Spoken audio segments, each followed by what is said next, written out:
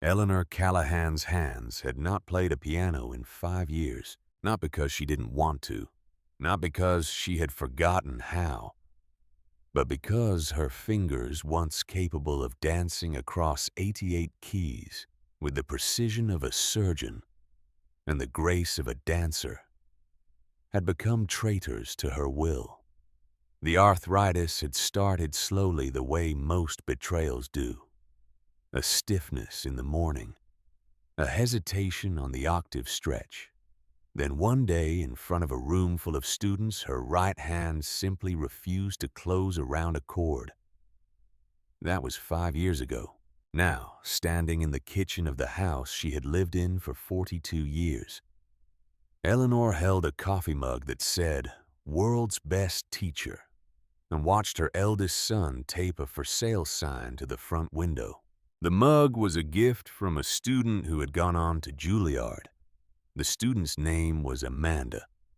She had been 12 when Eleanor taught her 17 when she won the state competition, and 23 when she sent this mug with a note that read, "You gave me music.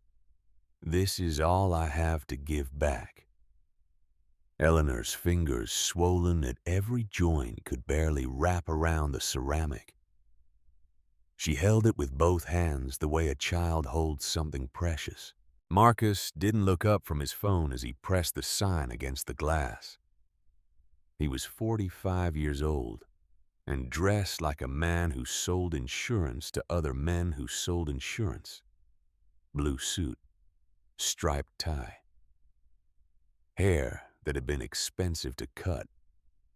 "It's already done, Mom," he said without looking at her. "The buyer closes Friday." Eleanor set the mug down on the counter. The kitchen was yellow. She had painted it yellow 31 years ago when Lillian was born, because yellow was supposed to be a happy color. The walls were still yellow, but the happiness had faded along with the paint. "Your father's tools are in the garage," Eleanor said. "The movers will deal with it." "He's had those tools since before you were born, Marcus. And the buyer doesn't want them." Marcus finally looked up from his phone. He had his father's eyes.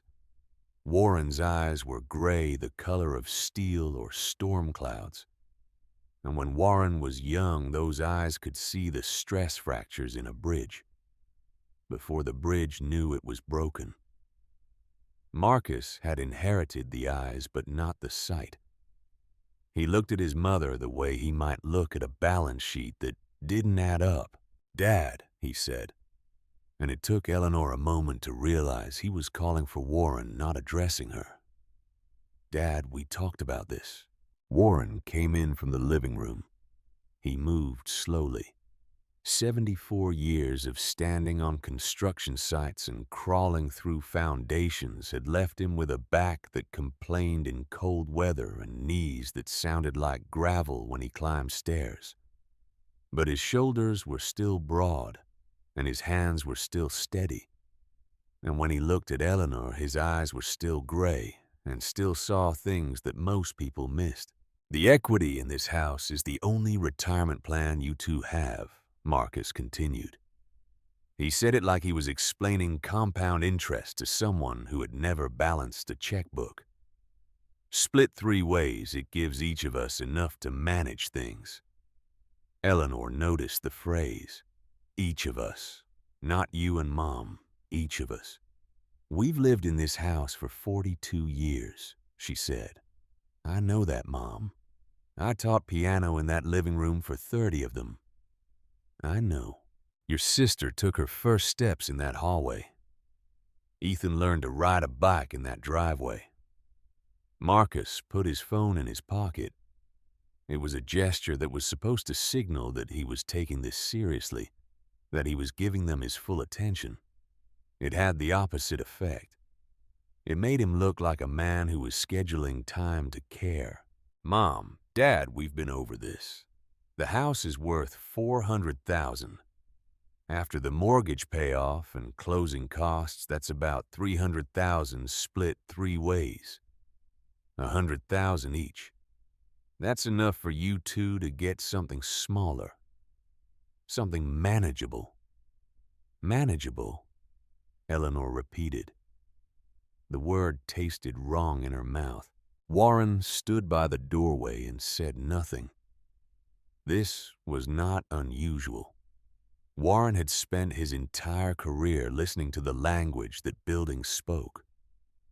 The groan of settling foundations, the whisper of wind through compromised framing, the silence of load-bearing walls doing their job without complaint. He had learned early that silence often said more than words. But Eleanor needed words now. She needed her husband to tell their son that this was wrong, that a house was not equity, that 42 years of marriage and 3 children and countless Christmas mornings and Sunday dinners and late-night conversations in the dark could not be divided by 3 and deposited into separate bank accounts. Warren looked at her, just looked. And in that look, Eleanor saw that he had already accepted this, that somewhere in the past weeks or months, while she had been too lost in the grief of not being able to play anymore, her husband and her children had made decisions about her life. The piano was still in the living room. It was a Yamaha upright, not expensive, but well-maintained. Eleanor had bought it used in 1992 with money she had saved from teaching. She had taught hundreds of students on that piano. She had played Chopin on it late at night when everyone else was asleep. She had sat at that bench with her children one by one, teaching them scales and showing them that music was not something you listened to. It was something you created. The piano, Eleanor said. What about the piano? The buyer doesn't want it, Marcus said. It's been in that living room for 31 years. The movers will deal with it. Eleanor looked at Warren. Warren looked at the floor. I'll be upstairs, Eleanor said, packing. She left the kitchen and climbed the stairs and went into the bedroom that she had shared with Warren for 42 years. 2 suitcases sat open on the bed.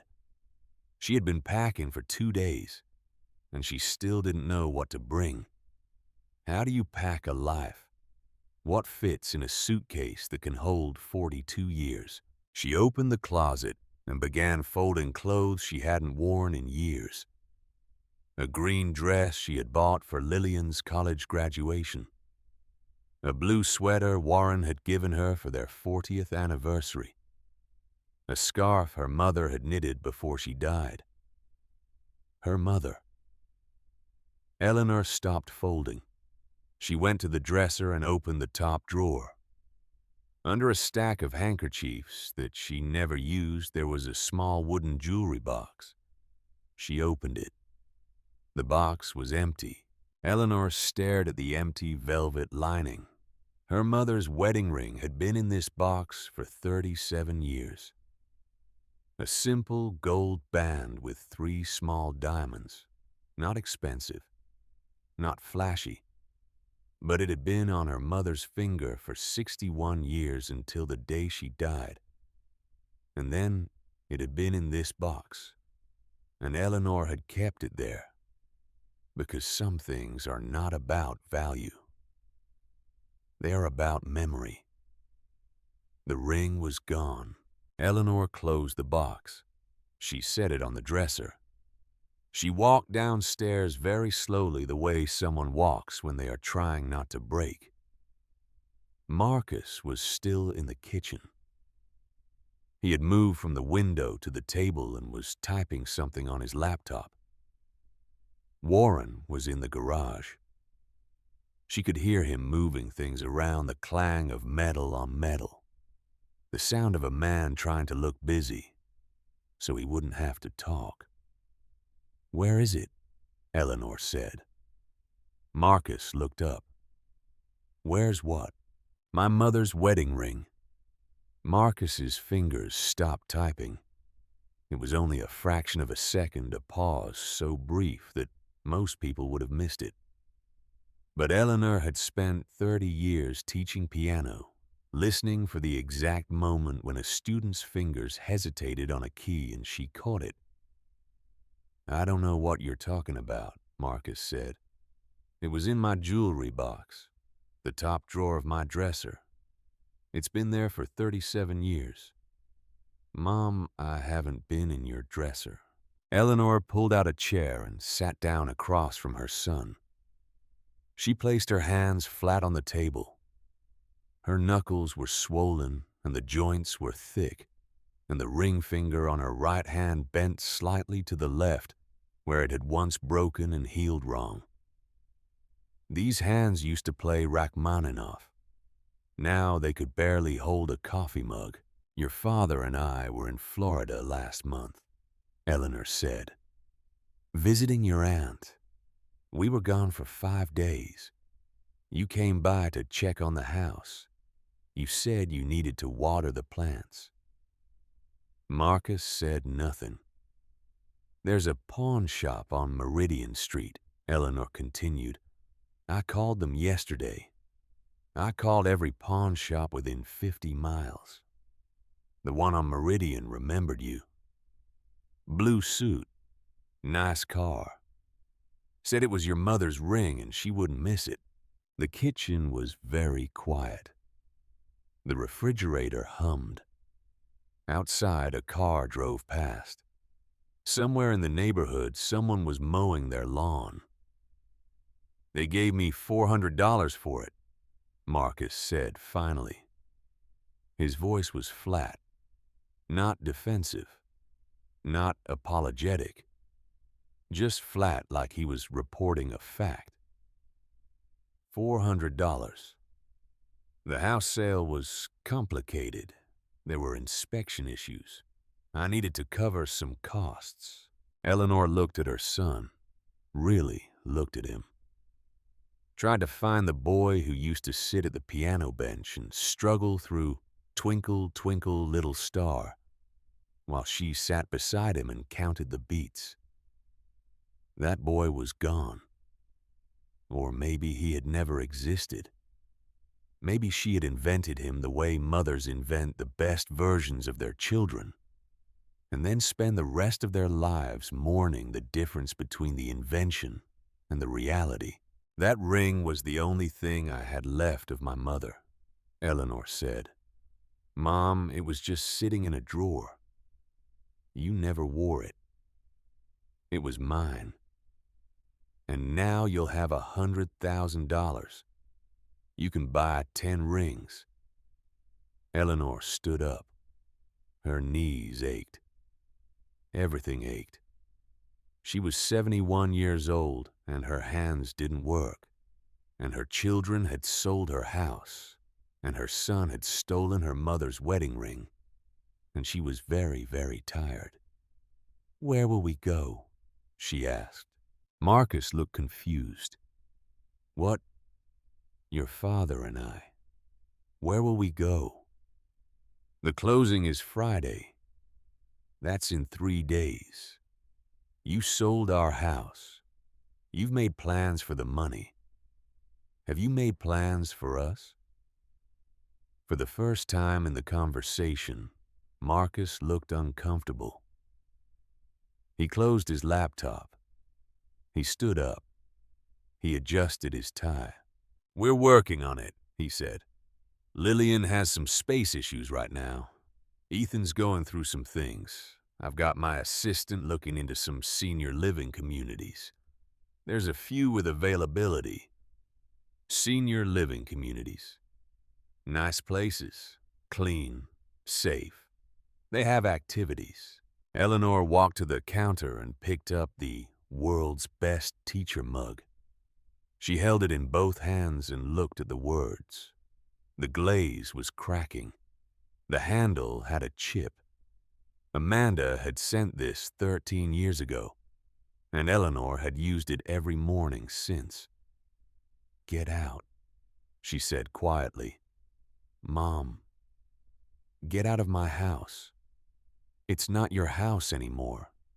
The papers are signed." Eleanor threw the mug. She didn't plan to. Her hands made the decision without consulting her brain. The mug flew across the kitchen and shattered against the wall next to Marcus's head. Ceramic shards scattered across the tile floor. Coffee splattered on the yellow paint. Marcus stared at her. Warren appeared in the doorway from the garage, a wrench still in his hand. "Get out," Eleanor said again. Her voice was still quiet. That was somehow worse than yelling. "Get out and don't come back until you remember that I am your mother and not a problem you need to solve." Marcus picked up his laptop. He walked to the front door. He stopped with his hand on the knob and turned back. "I'll email you the details about the senior housing," he said. "The waiting list is about 18 months. Then he left. Warren stood in the doorway. Eleanor stood by the counter. Between them, 42 years of marriage and 3 children, and a house that was no longer theirs. "We should clean that up," Warren said, nodding at the shattered mug. Eleanor looked at the pieces scattered across the floor. World's best teacher broken into fragments too small to read. "No," she said. "Let the buyer clean it up." She walked past her husband and up the stairs and into the bedroom and closed the door. She sat on the bed between the 2 open suitcases, and she did something she had not allowed herself to do in 5 years. She cried, not quietly, not politely. She cried the way someone cries when they have been holding it in for too long, and the dam finally breaks. She cried for her hands that didn't work anymore. She cried for her piano that a stranger would own. She cried for her mother's ring that was gone. She cried for her children who had grown into people she didn't recognize. She cried for 42 years in a house that had never truly been hers, because apparently nothing was ever truly yours if someone else could sell it. Warren came upstairs an hour later. He didn't knock. After 51 years of marriage, knocking seemed redundant. He sat on the bed beside her, and he didn't say anything. And he didn't try to fix anything because Warren had learned a long time ago that some things couldn't be fixed. They could only be survived. "We could fight this," Warren said finally. "There might be legal options." "With what money?" Eleanor's voice was hoarse from crying. "We have $340 in our checking account. Marcus knows that. That's why he did this now."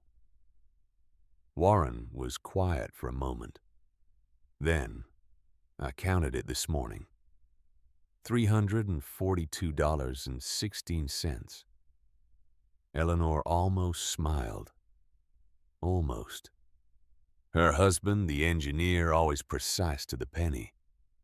"Where do we go?" she asked. It was the same question she had asked Marcus. But when she asked Warren, it meant something different. It wasn't rhetorical. It wasn't angry. It was genuine. She truly did not know where they would go, and she was asking her husband of 51 years to help her figure it out. Warren looked out the window. The sun was starting to set. The light was golden and warm, and it made the bedroom look like a photograph, like something that had already happened, already passed into memory. "East," he said. "What?" "We go east." Eleanor wiped her eyes. "Why east?" "West is where Marcus lives. North is Lillian. Ethan moved south last year. So we go east." It wasn't a plan. It was barely even a direction. But it was something, and something was more than they had 5 minutes ago. They packed through the night. 2 suitcases each, that was the rule. Whatever fit in 2 suitcases could come. Everything else stayed behind for the buyer who didn't want a piano and the children who didn't want parents. Eleanor packed clothes she would probably never wear, and books she had already read, and photographs of people who might not remember her. Warren packed his tools, the ones that fit, and a level that his father had given him, and a measuring tape that he had carried for 47 years. At 3 in the morning, they loaded the suitcases into their Buick.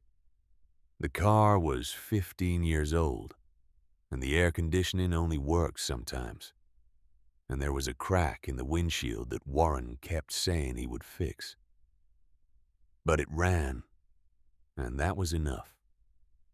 They left before dawn. Eleanor didn't look back at the house as they drove away. Warren did just once in the rearview mirror. Then he turned his eyes forward and drove east. They drove for 3 hours through flat farmland and small towns that all looked the same from the highway. The sun came up and turned the fields gold. They passed signs for places they had never been. Millbrook. Population 2,000. Next exit. They needed gas. The needle had been hovering near empty for 20 miles. Warren took the exit. The town of Millbrook had a main street with a hardware store, and a diner and a post office and a church with a tall white steeple. Half the storefronts were empty windows, dark for lease signs faded from the sun. The population sign said 2,000, but it looked like it hadn't been updated in a long time. Warren pulled into the gas station. While he filled the tank, Eleanor got out of the car to stretch her legs. Her hips ached from sitting. Everything ached. But the aching was familiar now, just another part of getting old. Across the street was the diner. May's diner, according to the sign. The lights were on inside. Eleanor needed a restroom. "I'll be right back," she told Warren, old. The bell above the door rang when she pushed it open. The diner was small and clean and smelled like coffee and something baking. A woman behind the counter looked up. She was about 60 with reading glasses on a chain around her neck and gray hair pulled back in a practical ponytail. "Morning," the woman said. "Coffee. Just the restroom, if that's all right." "Sit down first. I'll bring you a cup. You look like you've been driving a while." Eleanor was about to protest, but the woman was already pouring coffee into 2 mugs. And there was something in her voice, a kindness that wasn't forced or polite, but genuine that made Eleanor's throat tight. She sat at the counter. The woman brought the coffee and 2 plates with slices of blueberry pie. "I'm May," the woman said. "I own this place. Have for 30 years. Eleanor?" She wrapped her hands around the coffee mug. The warmth felt good on her joints. "You didn't need to bring pie. First-timers eat free. Is that a real policy?" May smiled. "It is now." Warren came in a few minutes later. He saw Eleanor at the counter with coffee and pie, and he sat down beside her without a word. May brought him a cup. They ate in silence. The pie was good. The coffee was better. And for the first time in 3 days, Eleanor felt something that wasn't anger or grief or exhaustion. It was small and fragile, and she was almost afraid to name it. It felt like possibility. When they finished, Eleanor reached for her purse. May shook her head. "Policy," May said. "First-timers eat free. We can't just, you can and you will. Save your money. Looks like you might need it more than I do." Eleanor didn't know how May could tell just by looking at them that they were running on empty in more ways than one. Maybe it was the suitcases visible through the window in the back seat of the Buick. Maybe it was the way they both looked worn down like furniture that had been used hard and put away wrong. "Thank you," Eleanor said. And she meant it. She went to the restroom, and on the way back, she saw the bulletin board by the door. It was covered with flyers and business cards and announcements for events that had already happened.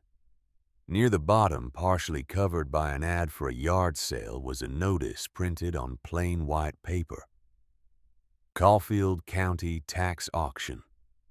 Saturday, 10 a.m., County Courthouse, 14 properties. Eleanor pulled the flyer free and read the list. Most were empty lots. A few were houses in various states of collapse. At the bottom of the list, 14 Prosper Street. Victorian circa 1890. Condemned. No utilities. Structural assessment unknown. Minimum bid $12. $12 for a house. Eleanor read the line again. $12 for a house. May appeared beside her with a coffee refill. "That's the Hartwell place. Been empty since old Grace died." "How long ago was that?" 60 years, give or take. Kids around here call it haunted." "Is it?" May shrugged. "Every old house makes noises. People hear what they want to hear." Eleanor folded the flyer and put it in her purse. She went back to the counter where Warren was finishing his second cup of coffee. "We don't have anywhere else to go," she said quietly. Warren looked at her. "I know. It's $12, Warren. I know. It's probably terrible. Probably." She set her purse on the counter. "Let's go look at it." May gave them directions. 2 miles east on Main Street, left on Prosper. Last house, on the dead end. Can't miss it. They could not miss it. The Victorian sat at the end of Prosper Street, separated from its nearest neighbor by an empty lot, overgrown with goldenrod and thistle. 3 stories of wood frame architecture, a tower on the southeast corner, and a wraparound porch that sagged badly on the left side, where a support post had given way. The paint had peeled down to bare wood in long curling strips. One window in the tower was broken, and a bird had built a nest in the gap. The yard was more weed than grass. Someone had nailed plywood over the front door, and the plywood had graffiti on it that read, "Keep out," in faded spray paint. Warren parked at the curb. They both sat in the car and looked at the house. "It's condemned," Warren said. "I know. The porch is about to collapse." "I know. There's no utilities, no water, no electric, no gas. I know all of that, Warren." They sat in silence for another minute. A breeze moved through the trees. The branches of the old elms that lined the street swayed and creaked. The house looked back at them with dark windows, like eyes that had been closed for too long. Warren opened his door. "I need to see the bones." Eleanor didn't know what that meant, but she got out of the car and followed her husband up the front walk. The concrete was cracked and lifted by roots. Dandelions grew in the gaps. Warren pulled the plywood off the front door. The nails came out easily, rusted and weak. The door itself was heavy oak, swollen with moisture, but intact. The lock was rusted shut. "We'd need the key," Eleanor said. "Or we could come back after the auction and use the key we bought for $12. Eleanor almost smiled. Almost. They walked around the house. Warren ran his hands along the foundation stones. He looked up at the roofline. He kicked gently at the porch supports that were still standing. Eleanor watched him work. This was Warren's language. The vocabulary of load and stress and structural integrity. He spoke it fluently the way she used to speak music. "The bones are good," Warren said finally. "You can tell that from the outside. I can tell that from the foundation. Stone, not poured concrete. Oak framing, I'd bet my license on it. The porch needs rebuilding and the roof probably has soft spots, but the core structure is sound. Whoever built this house built it to stand for 200 years. Can we afford to fix it?" Warren looked at his wife. "We have $342.16. We can't afford not to fix it." The auction was the next morning. They spent the night in the Buick parked behind May's diner. May brought them sandwiches and blankets and didn't ask why they weren't staying at a motel. Some questions didn't need asking. Eleanor didn't sleep.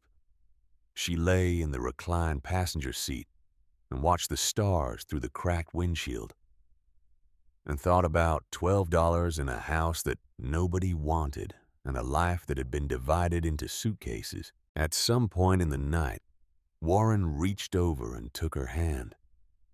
His fingers were rough and warm and steady. He didn't say anything. He just held her hand the way he had held it on their wedding day 51 years ago. And Eleanor thought that maybe, just maybe, they would be all right. The Caulfield County Courthouse smelled like floor wax and burnt coffee. About 30 people sat in metal folding chairs facing a long table where a woman in a gray blazer read property descriptions off a clipboard. Eleanor and Warren sat in the back row. The lots went first. A man in overalls bought 3 of them for $15 each. A young couple bid on a half-acre near the creek.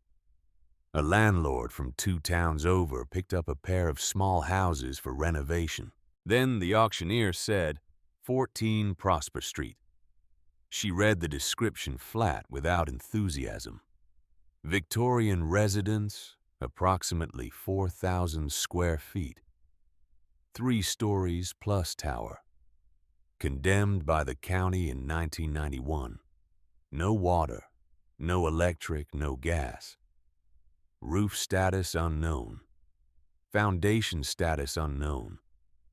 Starting bid is $12. A man in the 3rd row turned around and grinned at the room. "That's the haunted house." People laughed. A few shook their heads. The auctioneer waited. "Do I have $12? Silence. She scanned the room with the expression of someone who had done this before and expected exactly this result. She picked up her pen to mark it unsold. Eleanor raised her hand. The room went quiet. Not gradually. All at once, like someone had closed a door. $12, Eleanor said. Her voice was clear and steady. "For the house." The auctioneer looked at her over her glasses. "Ma'am, you understand this property is condemned.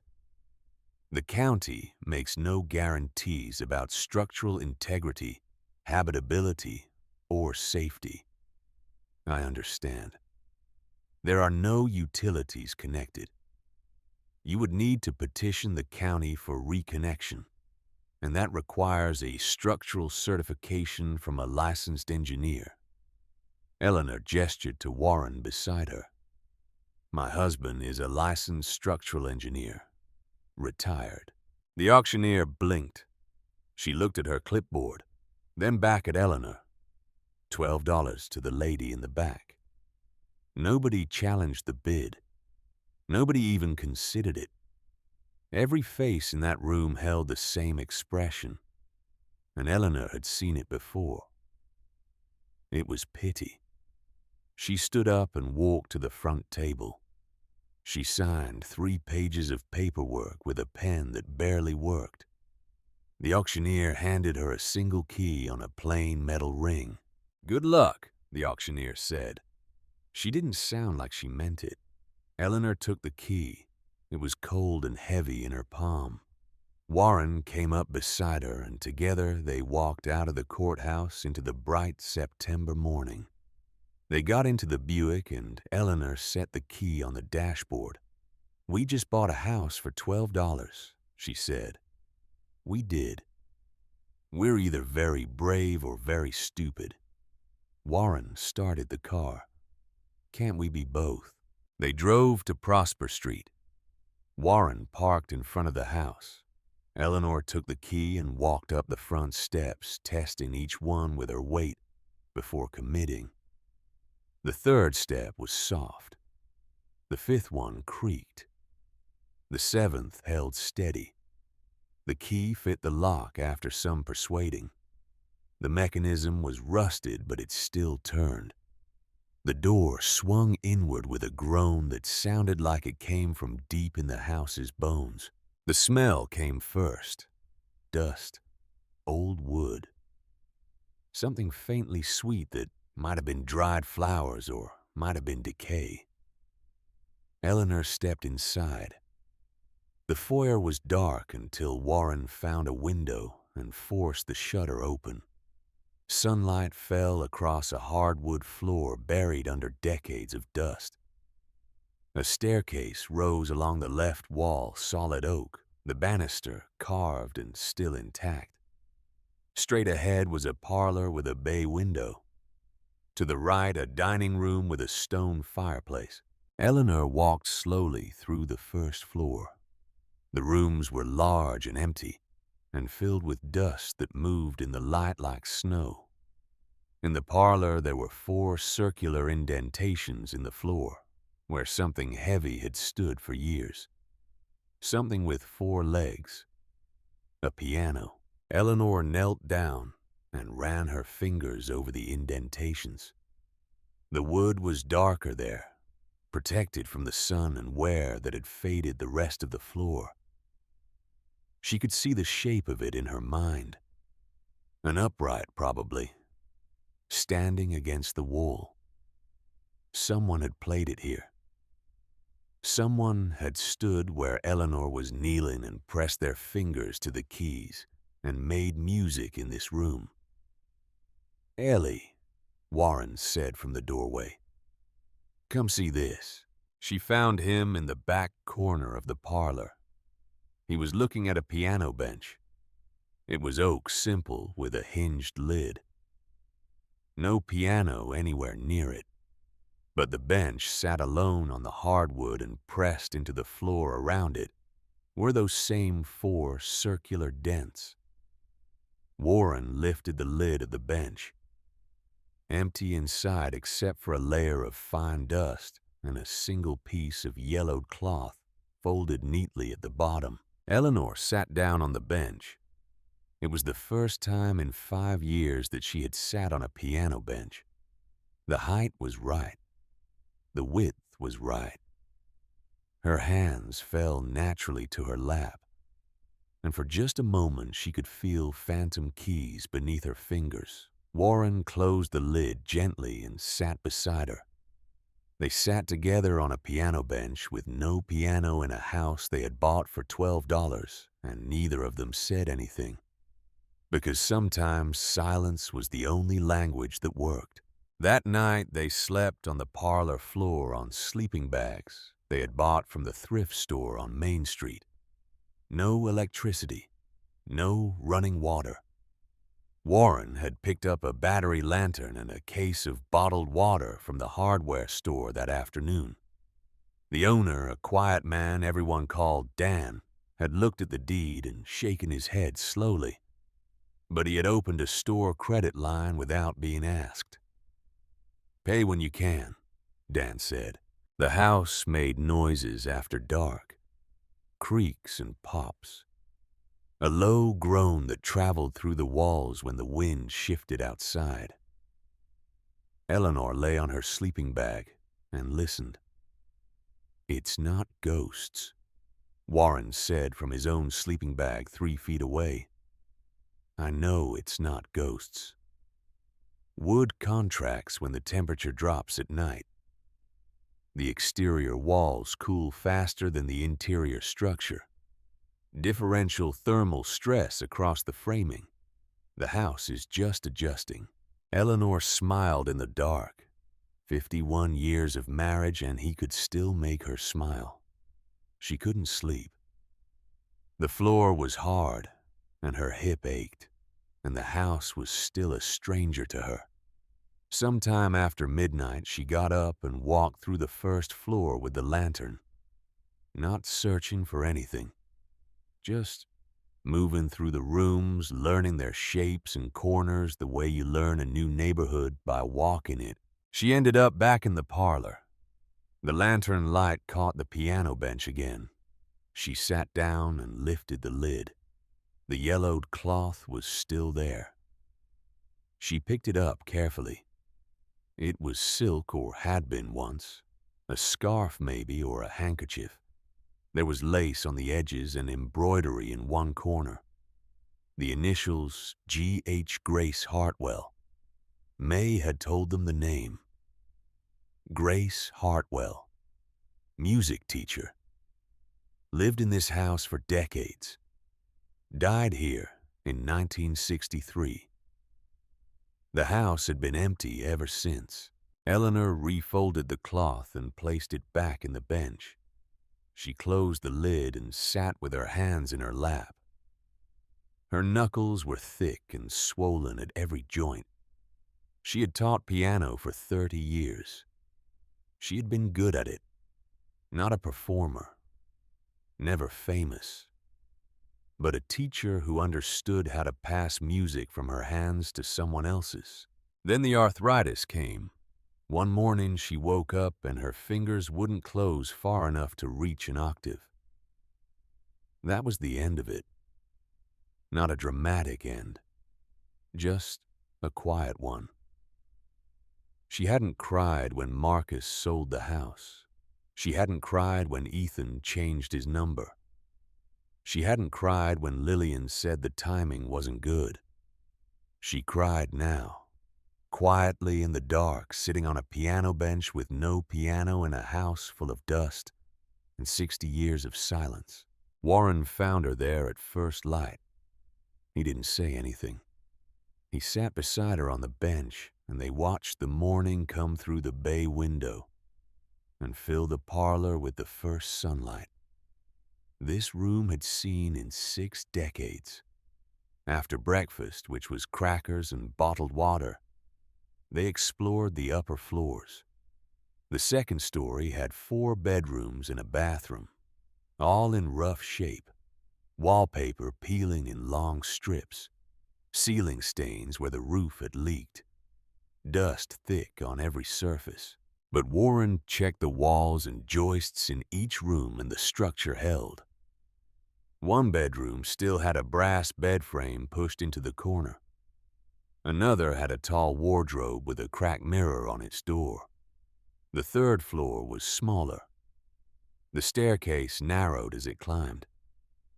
At the top, a short hallway with 2 doors on the right side. Both opened onto small rooms. Servants' quarters from the original construction, Warren said. Empty now except for dust and old wallpaper. At the end of the hallway there was a wall. Eleanor stopped walking. Something about it caught her eye. Not anything obvious. Just a feeling the way you sometimes feel that you're being watched even when you can't see anyone watching. She walked to the wall and placed her hand flat against it. The plaster was cool beneath her palm. Warren came up beside her.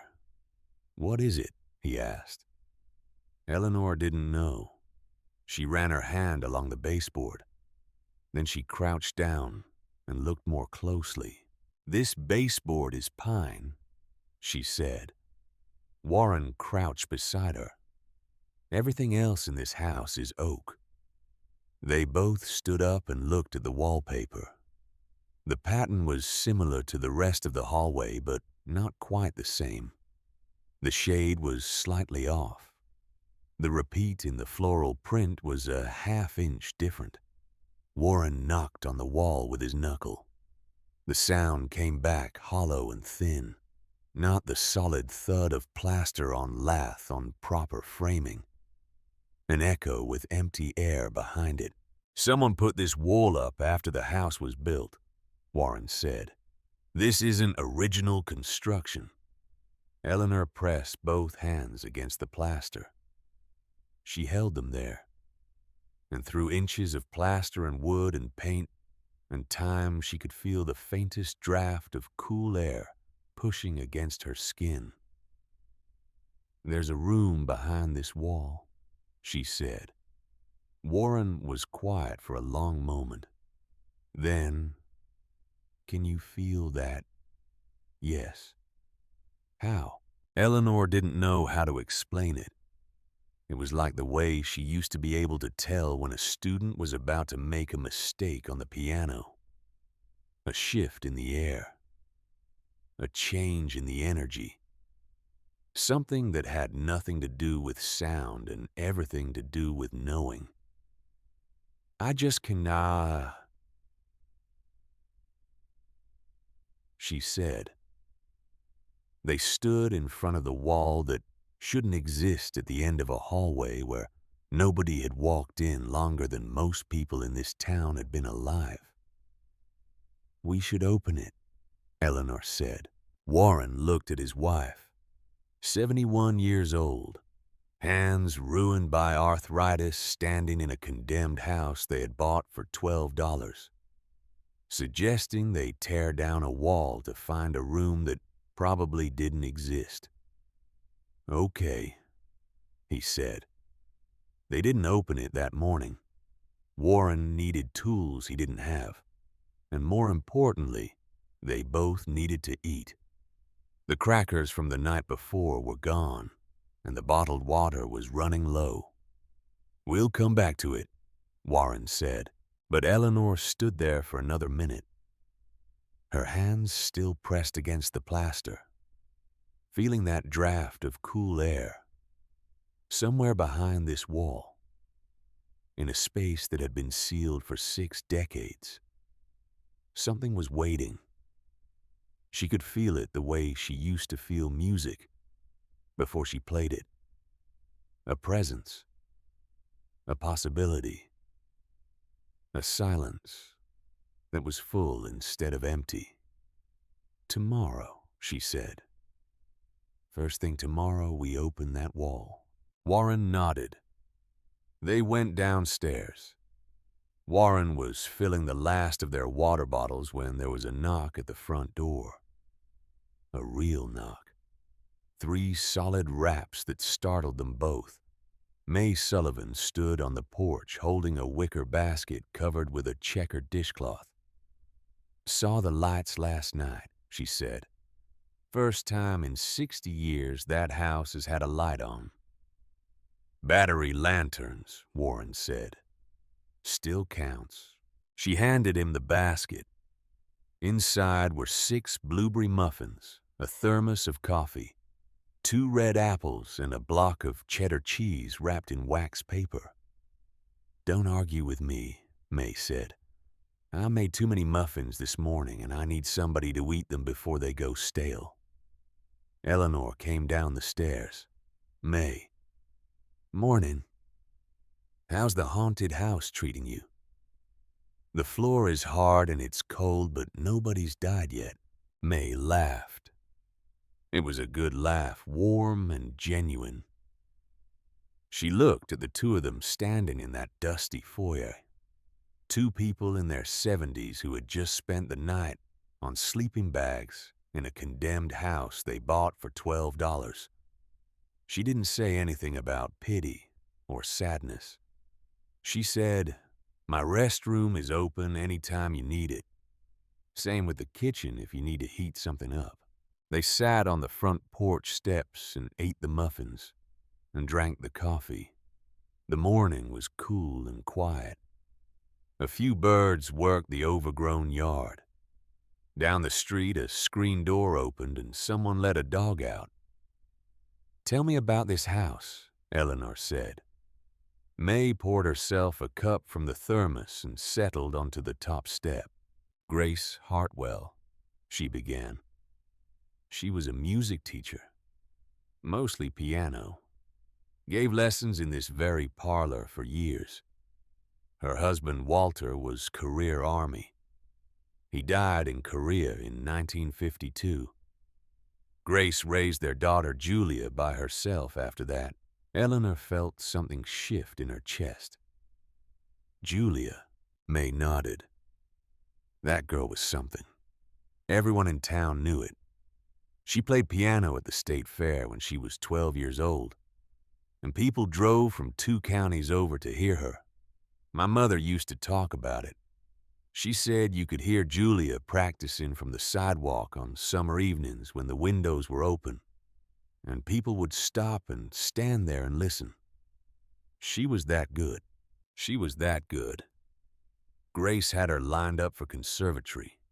Everything was in place, and then she got sick." May stopped. She looked at the coffee in her cup. "What happened?" Eleanor asked, though part of her already knew. "Pneumonia. She was 19. It was fast. Grace was in this house with her daughter one day, and Julia was gone the next." Eleanor looked up at the third-floor windows. The glass was dark behind the grime. "Grace never recovered," May continued. "My mother said she sealed up the 3rd floor. Couldn't stand to look at it. After that, she stopped teaching. Stopped going to church, stopped answering the door. She lived on the 1st floor by herself for years. Died in her sleep in 1963. The mail carrier noticed the letters piling up and called the sheriff. And nobody claimed the house. No family left. The county took it for back taxes and tried to auction it off a few times over the years. But you saw how that went. Nobody wanted it.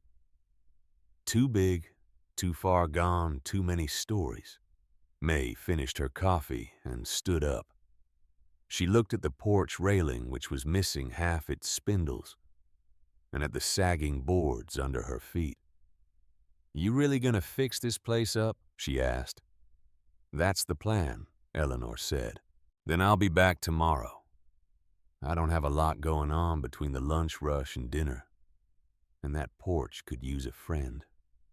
She walked down the steps and turned at the sidewalk.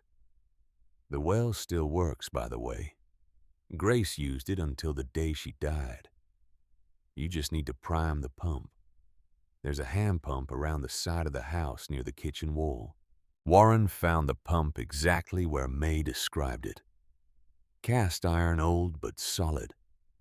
He primed it with the last of their bottled water and worked the handle until it caught. Brown water at first, then clear. He let it run for 5 minutes before filling a jug. "We have water," he said when he came back inside. Eleanor was standing in the parlor, looking at the 4 indentations in the floor, where a piano had once stood, where Julia Hartwell had once stood, and played music that made people stop on the sidewalk to listen. "We have a house, and we have water," Warren continued. "That's more than we had 3 days ago." Eleanor turned to look at her husband. "Tomorrow," she said, "we open that wall." That evening, after Warren had started making repairs to the porch, and Eleanor had walked to the library to research the house's history, they sat together on the front steps and watched the sun set over Prosper Street. Eleanor had found what she was looking for at the library: newspaper clippings from 1954 and 1958, photographs of a young woman at a piano, articles about a local prodigy, an obituary that was only 2 inches long. She had the photocopies folded in her pocket now. She hadn't shown them to Warren yet. She would eventually, but for now she wanted to hold on to them a little longer. "What are you thinking?" Warren asked. Eleanor looked at the house they had bought for $12. The peeling paint, the sagging porch, the broken window in the tower, the walls that held secrets, and the floors that remembered music. "I'm thinking," she said slowly, "that we didn't find this house by accident." "You don't believe in fate." "I don't believe in fate, but I believe in patterns. And I believe that sometimes the world puts things in front of you that you need, even if you don't know you need them yet." Warren was quiet. Then he put his arm around her shoulders and she leaned into him. And they sat together as the last light faded from the sky and the first stars appeared above the Victorian house at the end of Prosper Street. Tomorrow they would open the wall. Tomorrow they would find what Grace Hartwell had sealed away 60 years ago. Tomorrow their lives would change in ways they couldn't yet imagine. But tonight they were just two people who had lost everything and found $12 in a house that nobody wanted and maybe a reason to start again. Warren was up before dawn. Eleanor heard him moving around downstairs. The quiet sounds of a man trying not to wake his wife while simultaneously preparing to tear down a wall. She lay on her sleeping bag in the gray pre-dawn light and listened to him organizing his tools. The clink of metal on metal, the scrape of something being dragged across the floor, the creak of the front door opening and closing. She got up and folded her sleeping bag and went to the kitchen window. Warren was at the hand pump filling a bucket with water. His breath made clouds in the cold morning air. He was 74 years old, and his back hurt, and his knees complained, and he was about to spend the day doing manual labor in a condemned house because his wife had felt a draft behind a wall. Eleanor loved him more in that moment than she had in years. By the time the sun came up, Warren had the tools laid out on the third-floor hallway. A hammer, a pry bar, a cold chisel, a flashlight. He had borrowed a respirator mask from Dan at the hardware store because the dust from 60-year-old plaster would be thick and choking. Eleanor brought coffee, not good coffee. Instant coffee made with water heated on the camp stove that May had loaned them. But it was hot, and it was caffeine, and that was enough. They stood in the hallway and looked at the wall. "Last chance to change your mind," Warren said. "I'm not changing my mind. It might be nothing behind there. Just dead space, bad insulation, rats. It's not rats." "How do you know?" Eleanor placed her hand flat against the plaster. She could still feel it. That draft of cool air. That sense of something waiting. "I just know." Warren pulled on the respirator mask and picked up the chisel. He placed it against the plaster at the seam where the false wall met the original framing. He looked at Eleanor one more time. She nodded. He struck the chisel with the hammer. A chunk of white plaster fell to the floor, trailing a cloud of fine dust. He struck again, and again. Each blow opened the wall a little more. The plaster was old and brittle, and it came away in pieces, revealing the layer of wooden lath beneath. Warren worked methodically the way he did everything. Not rushing, not hesitating. Just steady, purposeful progress. The pile of plaster debris grew on the floor. The dust filled the hallway despite the mask. Eleanor stood back and watched and tried not to cough. After 20 minutes, Warren had cleared enough plaster to expose a door. It was there, just like Eleanor knew it would be. Heavy oak darker than the rest of the woodwork in the house. A 6-panel door with a brass knob and a brass keyhole. The knob was tarnished nearly black. Warren pulled off the respirator mask. His face was white with plaster dust, except where the mask had covered his nose and mouth. He looked like a ghost. He looked at Eleanor. "You were right," he said. Eleanor stepped forward. She reached for the doorknob. It was cold beneath her palm, cold in a way that had nothing to do with temperature, and everything to do with time. She turned it. The knob rotated, but the door didn't move. "Locked," Warren said. He ran his hand along the top of the door frame above the door where a thin ledge of molding created a narrow shelf. His fingers brushed something small and metal heavy with dust. A key. He held it up. Brass old with a simple notched blade. Someone had sealed this room. Someone had plastered over the door and hidden it behind a false wall. But they had left the key right there, an inch above the frame, where anyone who opened the wall would find it. Grace Hartwell had sealed her daughter's room, but she hadn't locked it forever. She had left a way in for whoever came next. Warren handed the key to Eleanor. "Your house," he said. "Your door." Eleanor fitted the key into the lock. It resisted for a moment, the mechanism frozen by decades of disuse. Then it turned with a click that echoed in the quiet hallway. She pushed the door open. A rush of stale air came through the doorway, cool and dry, carrying a smell that was different from the rest of the house. Not dust and old wood. Something closer to paper and varnish and dried flowers.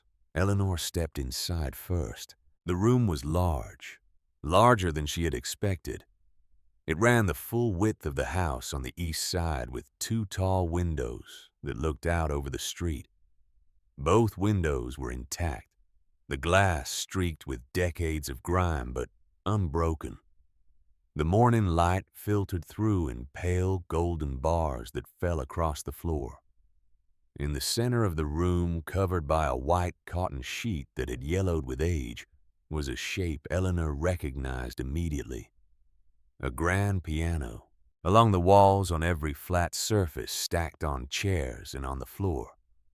And on a low bookshelf under the windows were piles of paper. Sheet music. Handwritten.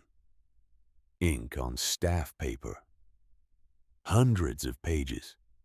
Against the far wall stood a writing desk, small walnut with a single drawer and a slanted top. On the desk, placed precisely in the center, was a sealed envelope. Warren came in behind her. He didn't say anything. The room had the feeling of a place that had been waiting. Not abandoned. Waiting. Eleanor walked to the desk. She picked up the envelope. On the front, in careful handwriting that had faded to a light brown, were 4 words. "To whoever finds this." She looked at Warren. He nodded. She opened the envelope carefully, sliding her thumb under the flap. The paper was brittle. Inside was a letter. 2 pages written in the same careful hand. Eleanor read it aloud. Her voice was steady but quiet, as if she were in a church or a library or some other place where silence was sacred. "My name is Grace Hartwell. I am writing this letter in February of 1959, 1 year after the death of my daughter, Julia Ann Hartwell, who was 19 years old. Julia was a pianist. That is not enough to say. Julia was music itself. She heard things in the silence that the rest of us could not. She played her first recital at 8. She won the state competition at 12. By 15, she had been accepted to the conservatory in Cincinnati on full scholarship to begin when she turned 18. In the fall of 1955, when she was 16, Julia was in an accident. A horse cart on the county road lost a wheel and struck her on the left side. Her left hand was badly injured. The doctors said she would regain most of the use, but the fine motor control, the speed and precision that a concert pianist requires would not come back fully. Julia did not stop. She did not complain. She sat at this piano the day she came home from the hospital with her left hand bandaged and swollen, and she began to compose. What she wrote was unlike anything I had ever heard. She composed music for hands that could not do what healthy hands could do. Wider fingerings, simplified chord voicings that still sounded full and rich. Pieces that a pianist with limited strength and reduced reach could play without pain and without the music suffering for it. She said she was writing for every pianist who had been told they could not play anymore. She composed for 3 years, over 40 pieces for solo piano, several for piano and violin, a few for small ensembles, each one annotated in her own hand with notes about the adapted fingerings and the reasons behind each choice. Julia died of pneumonia on March 14, 1958. She was 19 years old. It happened in 4 days. She was composing at this desk on a Monday and she was gone by Friday. I have sealed this room because I cannot bear to enter it, but I cannot destroy what she created. It is all I have left of her, and it is all she left of herself. In the drawer of this desk, you will find a bank book. I have placed $800 in a trust account at the savings bank in town. It is Walter's insurance settlement and every dollar I had. I have asked that it remain in the account until someone finds this room. If the bank honors my request, the money should have grown by then.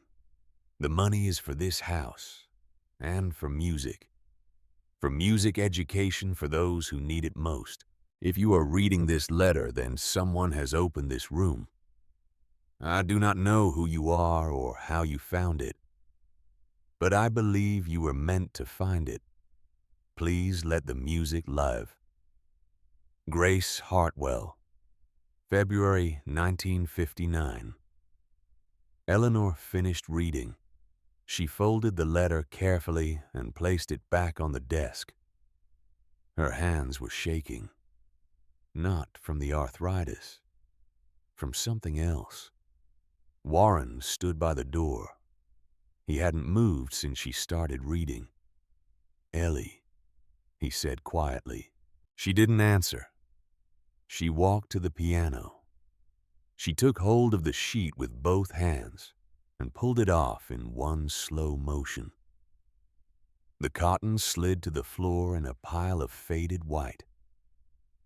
The piano was a Steinway, Model B, 7 feet long, ebony case. The finish was dull from decades of still air, but the wood was intact. No cracks, no warping. The room had been sealed tight enough that the temperature and humidity had barely changed in 60 years. Eleanor lifted the fallboard. The keys were yellowed ivory. The sharps were dark brown. She pressed middle C with her index finger. The note came out slightly flat and with a soft, muffled quality, but it came out. The hammer still struck the string. The string still vibrated. The soundboard still amplified the tone. "It needs tuning," she said, "but it works." She sat down on the bench, a real piano bench this time with a cushioned top matching the piano. She adjusted her position the way she had 10,000 times at her own piano, the one Marcus had sold. On the music stand above the keys, someone had left a composition open. The title was written in Julia's handwriting at the top of the first page. For hands that remember. Eleanor looked at the notation. She read through the first 8 bars. Her eyes moved across the staff lines and her mouth opened slightly. "Warren," she said. "Look at the fingerings." Warren couldn't read music, but he could see what Eleanor was pointing at. Numbers above and below the notes. The standard fingering notation that pianists use to indicate which finger plays which key. "These aren't normal fingerings," Eleanor said. Her voice was shaking now. "The intervals are wider. She's using the thumb and second finger where a standard arrangement would use the fourth and fifth. The chord voicings are spread differently." She looked at her own hands, the swollen knuckles, the stiff joints, the fingers that hadn't reached an octave in 5 years. "She designed these for someone with limited reach in the ring and pinky fingers," Eleanor said. "For someone like me." She placed her hands on the keys. The position felt strange and familiar all at once. Her fingers found the first chord of Julia's composition. She played it. The sound that came from the old Steinway was thin and slightly out of tune, but it was full. It was rich. And Eleanor's fingers reached every note. She played the second chord, then the third, then the first phrase. The melody rose from the piano, simple on the surface, but building in complexity as it moved forward. And Eleanor's hands followed it. Her damaged, arthritic, 66-year-old hands found every note because Julia Hartwell had put every note exactly where damaged hands could find them. Eleanor played the first page. Then she turned to the second page and played that. Her eyes were wet, but her hands were steady. The music filled the sealed room and spilled out through the open door into the hallway and down the staircase. She played for 10 minutes. She played 3 of Julia's compositions, sight-reading them from the yellowed pages. Each one was written for hands like hers. Not simplified. Not dumbed down. Full complex, beautiful music arranged so that a pianist with arthritis or injury or age-stiffened joints could play it without pain and without compromise. When she finally stopped, her hands were trembling. Not from arthritis, from joy. Warren was sitting on the floor with his back against the wall. He had tears on his face. In 51 years of marriage, Eleanor had seen her husband cry exactly 3 times.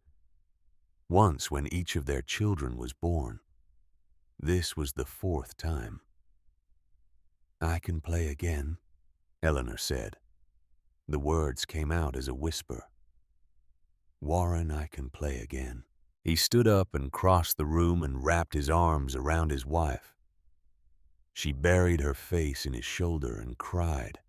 Not the way she had cried in their old bedroom when Marcus sold the house. Not the desperate, angry sobbing of loss. This was different. This was the kind of crying that happens when something broken gets put back together. When something lost gets found. When the world for just a moment makes sense again. They stayed in Julia's room for the rest of the morning. Eleanor played through every composition she could find. Warren sat on the floor and listened. And the house, which had been silent for 60 years, was full of music again. That afternoon, Eleanor went to the bank. The Millbrook Savings Bank was a small brick building with green shutters and a brass plaque by the door that said, "Established 1897. Eleanor walked in carrying Grace's letter. and the leather-bound bank book she had found in the desk drawer. A young woman with dark hair and a name tag that read Diane looked up when Eleanor approached the counter. "Can I help you?" Eleanor placed the bank book on the counter. "I'd like to inquire about an account." Diane opened it, read the account number, typed it into her computer. She typed it again. She looked at the screen, then at Eleanor, then back at the screen. "Ma'am, this account was opened in 1958. "I know. It's a trust account." "I know that too." "Is it still active?" Eleanor asked. Diane picked up the phone on her desk. "Mr. Harmon, could you come out here for a moment? I have something you should see." She placed the phone down and looked at Eleanor with an expression that was hard to read. "Our manager will be right out. You might want to sit down." The bank manager was a man in his 60s with a gray suit and reading glasses he kept pushing up his nose. His name was Bill Harmon. He brought Eleanor into his office, a small room with a window that looked out on a parking lot, and closed the door behind them. "Mrs. Callahan," he said, sitting down across from her. "I've managed this bank for 22 years, and I have never seen anything quite like this." "Like what?" Harmon turned his computer screen so Eleanor could see it. "Grace Hartwell opened this trust account on February the 3rd, 1958. She deposited $800 and left explicit instructions. The account was to remain open, earning interest until someone presented the bank book and the accompanying letter." He gestured to Grace's letter, which Eleanor had shown him. She even specified the letter, "To whoever finds this." Those were her words. And the bank just left it. A trust with clear terms doesn't expire. The account moved from a basic savings instrument to a certificate of deposit in '71, then into a conservative bond fund in 1989, when our holding company restructured. Every transition followed the trust's original terms: safe, low risk, steady growth. Eleanor looked at the number on the screen. She looked at it for a long time. $127,000, Harmon said, and 41 cents. Eleanor sat back in her chair. $800. 66 years. Compound interest and conservative investments, and a bank that had honored a dead woman's wishes for nearly 7 decades. Grace specified 2 purposes for the funds. Harmon continued. Maintenance and restoration of the property at 14 Prosper Street. And quote, music education for those who need it most. Those are the permitted uses under the trust terms. The funds cannot be withdrawn for personal use, cannot be invested in other property, and cannot be transferred to a third party. She thought of everything, Eleanor said. She had a good lawyer, or a very clear mind, possibly both. Eleanor walked home with the bank book in her jacket pocket and the manager's business card in her purse. She felt like she was floating, like she might lift off the ground and drift away if she didn't concentrate on putting one foot in front of the other. Warren was on the porch when she arrived. He had been working on replacing the rotted support posts. He looked up when he saw her face. "What did they say?" Eleanor told him. She told him the number. She told him the terms. Warren sat down on the porch step. He was holding a hammer and it hung loose in his hand, like he had forgotten it was there. $127,000, he said, for the house and for music. For the house and for music. They looked at each other. 3 days ago, they had $342 and no home. Now they had a condemned Victorian, a room full of music written by a dead girl, and more money than they had ever seen in one place. "We can fix this house properly," Warren said. "We can do this right." Eleanor nodded. But she was already thinking past the repairs, past the new roof and the electrical and the plumbing. She was thinking about the piano, about Julia's compositions, about all the people out there with damaged hands who had been told they couldn't play anymore. "I want to teach again," she said.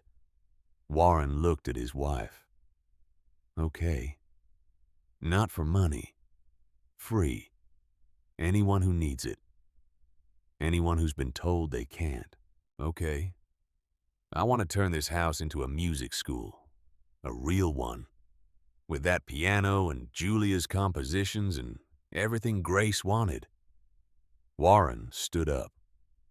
He put his hands on Eleanor's shoulders and looked her in the eyes. "Then that's what we'll do," he said. "You tell me what you need and I'll build it." The first student came a week later. Eleanor had put a small sign in the window of May's diner. "Free piano lessons. All abilities welcome. 14 Prosper Street." May had told everyone who came in for coffee. Word spread the way word spreads in small towns through a network of conversations and casual mentions and people who know people who know people. The woman who knocked on the door was about 35, thin with nervous hands that kept adjusting her purse strap. Behind her was a girl of about 11, with dark hair and eyes that looked older than they should. "Are you the piano teacher?" the woman asked. Eleanor hadn't called herself that in 5 years. "I used to be. My daughter Sarah wants to learn. She has a situation with her right hand." The woman paused and the girl held up her hand. The third and fourth fingers were stiff-scarred. A farming accident from the look of it. The kind of injury that happens in rural counties where children work alongside adults and machinery doesn't care how young you are. "We drove to 2 teachers in the county," the woman continued. "Both of them said she'd never play properly. Then I heard about you and the music you found." Eleanor looked at this girl. The girl looked back at her with the stubborn expression of someone who had been told no and didn't accept it. "Come in," Eleanor said. She took them upstairs to Julia's room. The piano had been tuned the day before by a man from the county seat who had spent 4 hours bringing the Steinway back to concert pitch. He had charged $50 and then asked if he could come back to hear someone play it. Eleanor sat Sarah down at the piano. She placed one of Julia's beginning exercises on the music stand. "This was written by a girl named Julia," Eleanor said. "She was your age when she started composing. She wrote this for someone with a hand exactly like yours." Sarah looked at the sheet music, then at her damaged hand, then at Eleanor. "Really? Really?" Eleanor showed her the adapted fingerings, the wider intervals, the chord voicings that avoided the weakest fingers. Within 20 minutes, Sarah was playing simple melodies with both hands. Her damaged fingers found the positions Julia had designed, and the notes came out clean and full. The girl smiled for the first time since she had walked through the door. Her mother cried. Eleanor signed Sarah up for twice-weekly lessons. No charge, no contracts, just an agreement that she would practice and come back and keep learning. By the end of the month, Eleanor had 5 students. Sarah, a retired farmer named Jim, whose hands had been bent and stiff for years from arthritis. A woman in her 60s who had played as a girl and wanted to come back to it. A teenager who had been in a car accident. A middle-aged man with early onset Parkinson's who had been told he should stop trying. Eleanor taught them all on Julia's piano. She used Julia's compositions. She showed them that their damaged hands weren't broken. They were just different. And different didn't mean less. The house began to change.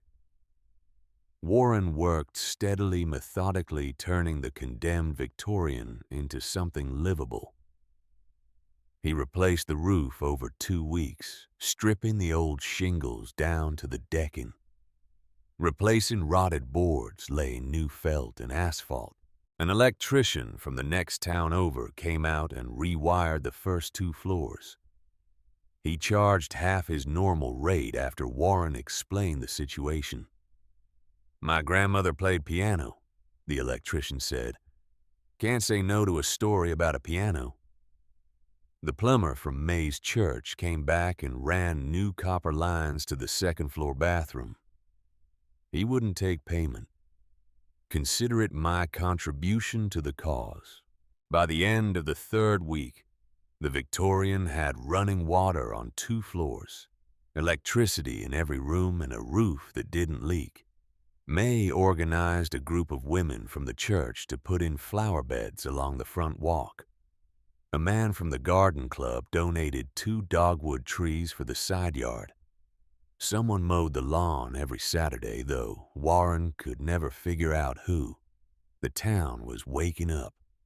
Or maybe it had been awake all along and just needed something to wake up for. Then Preston Hartwell arrived. The black sedan pulled up to the curb on a Wednesday afternoon. Eleanor was in Julia's room with Sarah working through a more advanced piece. Warren was downstairs installing new kitchen cabinets that Dan had sold him at cost. The knock on the door was hard and businesslike. 3 sharp raps that sounded like a demand rather than a request. Warren answered it. The man standing on the porch was about 55 tall with silver hair and a suit that probably cost more than the Buick. He had a leather portfolio under one arm and the expression of someone who was used to getting what he wanted. "Warren Callahan," he said, extending a hand. "That's right. Preston Hartwell. I believe you're living in my house." Warren didn't shake the offered hand. "This is Eleanor's house. She bought it at auction." "That's what I need to discuss. May I come in?" Warren stepped aside. Preston walked into the foyer and looked around with the appraising eye of someone who saw square footage and market value instead of walls and floors. "I'll get my wife," Warren said. Eleanor came downstairs. She saw Preston and immediately understood. The expensive suit, the leather portfolio, the way he looked at the house like it was already his. "Mrs. Callahan," Preston said, turning on a smile. "Preston Hartwell.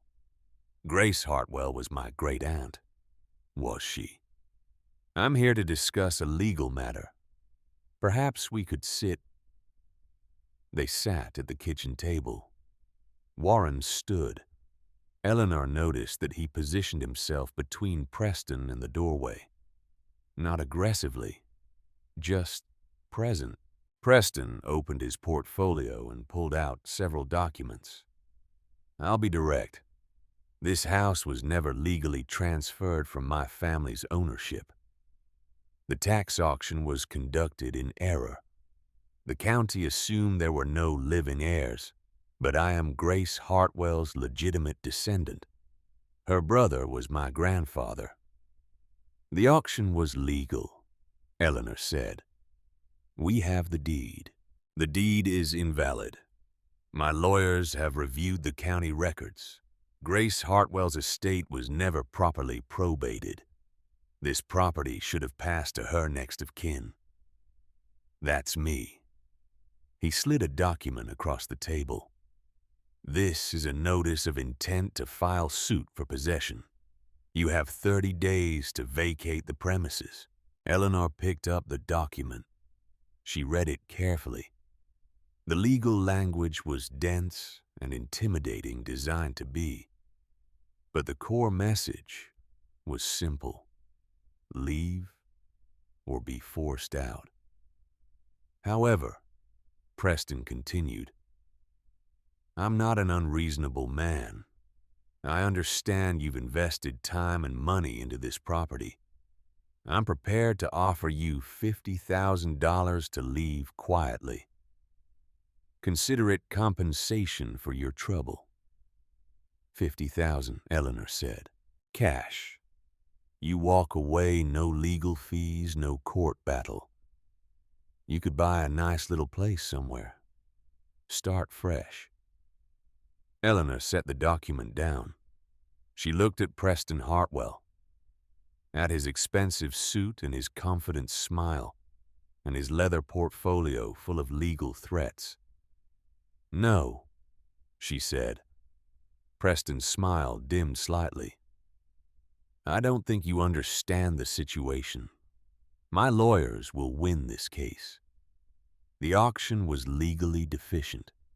You'll end up with nothing and a court order for legal fees. Then I guess we'll go to court. Mrs. Callahan, be reasonable. This house is worth $300,000 on the open market. I have a commercial development planned, a small shopping plaza. It would bring jobs to this town. You're standing in the way of progress for what? A sentimental attachment to a building. Eleanor stood up. This isn't about the building. This is about Grace's legacy. This is about her daughter's music. This is about 5 students who are learning to play piano with damaged hands because a 19-year-old girl wrote music for them 60 years before they were born. I'm offering you $50,000, and I'm telling you no.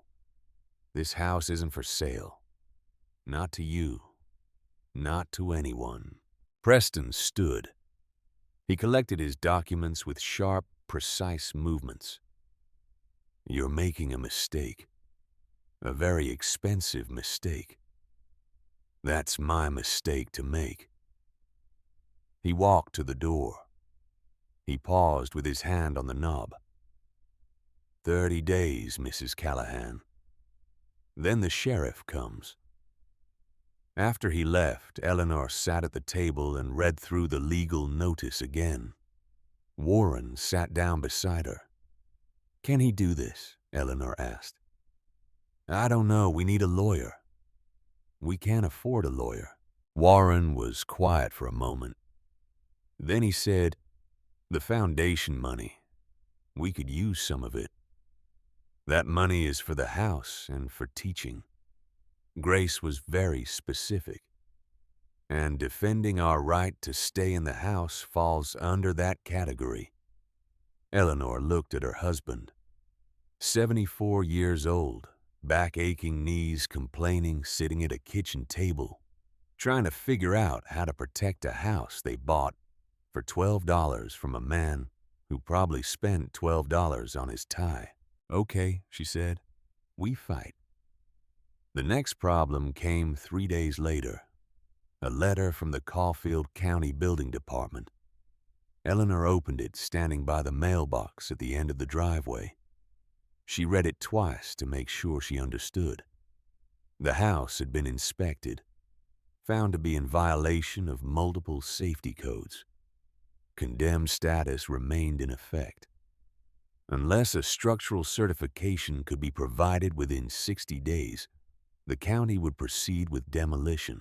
Eleanor walked back to the house. Warren was on the porch painting the new railings. She handed him the letter. He read it. His jaw tightened.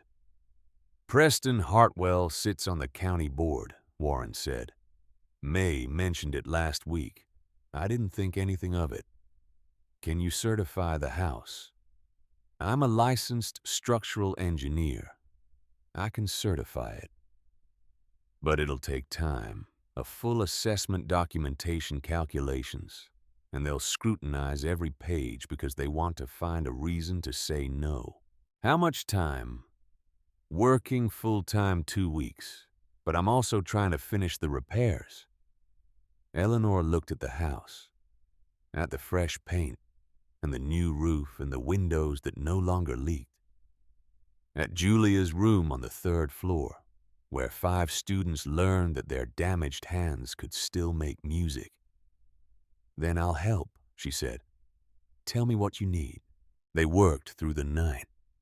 Warren did the technical assessment, methodically documenting every beam and joist and foundation stone.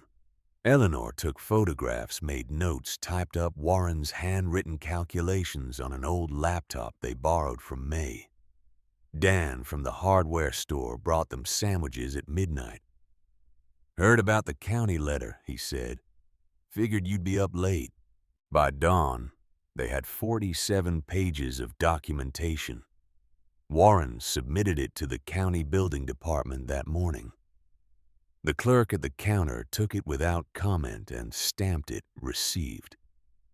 "Review takes up to 8 weeks," she said. The letter said 60 days total. Warren replied. "Review takes up to 8 weeks," she repeated, not meeting his eyes. Warren and Eleanor walked back to the car. They didn't talk on the drive home. What was there to say? They were fighting on 2 fronts now. Preston's lawsuit and the county's demolition order, both orchestrated by the same man who wanted to tear down Grace Hartwell's house and put up a shopping plaza. May was waiting on the porch when they got back. She had coffee and the determined expression of someone who had made a decision. "Town meeting tonight," she said. 7 o'clock, my place. Spread the word." 30 people showed up. Farmers and shopkeepers and retirees. The librarian, the electrician, the plumber, Dan from the hardware store, Sarah's mother, Jim the retired farmer with arthritic hands. May stood behind the counter of her diner and addressed them like a general addressing troops. "Preston Hartwell wants this house gone. He's filed a lawsuit claiming ownership, and he's using his position on the county board to force demolition. If we let this happen, we lose the only thing that's brought life back to this town in 20 years. She looked at Eleanor and Warren. These 2 people bought a house nobody wanted for $12. They found a room full of music that's helping people play again. They're teaching for free. They're asking for nothing. And Preston Hartwell wants to bulldoze it for a shopping plaza. What can we do? Someone asked. We can fight. Petition the county board. Media coverage. Fundraiser for legal fees. We can show Preston Hartwell that he doesn't own this town just because he sits on a board." The vote was unanimous. The petition was ready by the end of the week. 200 signatures from Millbrook residents. The local newspaper ran a story, "Developer Threatens Historic Victorian Music Program." Someone started a GoFundMe. It raised $8,000 in 3 days. Eleanor used the money to hire a lawyer from the state university, a young woman named Lisa Chen, who specialized in property law and worked pro bono for cases involving historical preservation and community benefit. "I've reviewed Preston's claim," Lisa said at their first meeting. "His legal standing is questionable. Grace Hartwell's brother died in 1972. Preston would need to prove direct inheritance through a clear chain of title. I can't find that in the county records." "So we have a chance?" Eleanor asked. "We have more than a chance, but we need to find Grace's will. If she left one. If she specified what should happen to the property." Eleanor thought about the letter. Please let the music live. Grace had been specific about the money. Had she been specific about the house? "Where would we look?" Warren asked. "Probate court. church records if she was religious. Sometimes people left wills with their pastor or their lawyer. We need to find everyone Grace Hartwell knew. Eleanor went to the library the next morning. She spent 6 hours going through old directories, church bulletins, newspaper archives. She found a reference to Grace teaching Sunday school at Millbrook Community Church in 1960. The church was still there. The pastor was new, young, maybe 35, but the church secretary was 78 and had worked there since 1965. Grace Hartwell, the secretary said, thinking. I remember the name. Sad story. Lost her daughter. Died alone. Did she leave anything with the church documents, papers? The secretary led Eleanor to a storage room in the basement. File cabinets full of records going back to the 1920s. People used to leave important documents with us for safekeeping. Bank information, birth certificates, wills. They found it in the third drawer. A manila envelope with Grace Hartwell, Last Will and Testament, 1959, written on the front in faded ink. Eleanor's hands shook as she opened it. The will was 3 pages long, handwritten on legal paper, signed and witnessed. Eleanor read it twice. Then she called Lisa from the church office. I found it. Grace's will. She left the house in trust. Quote, to whoever restores this house and preserves Julia's music for those who need it. There's no mention of family. No mention of Preston or his grandfather. She explicitly excluded them. Lisa was quiet for a moment. Then, that's it. That's our case. Preston has no claim. The house was never his to inherit. Bring me that will. The lawsuit was dismissed 2 weeks later. Preston's lawyers withdrew after reviewing Grace's will and realizing they had no standing. The county's demolition order was rescinded after Warren's structural certification was approved by an independent review. Preston Hartwell left town without a word, but Marcus showed up the next day.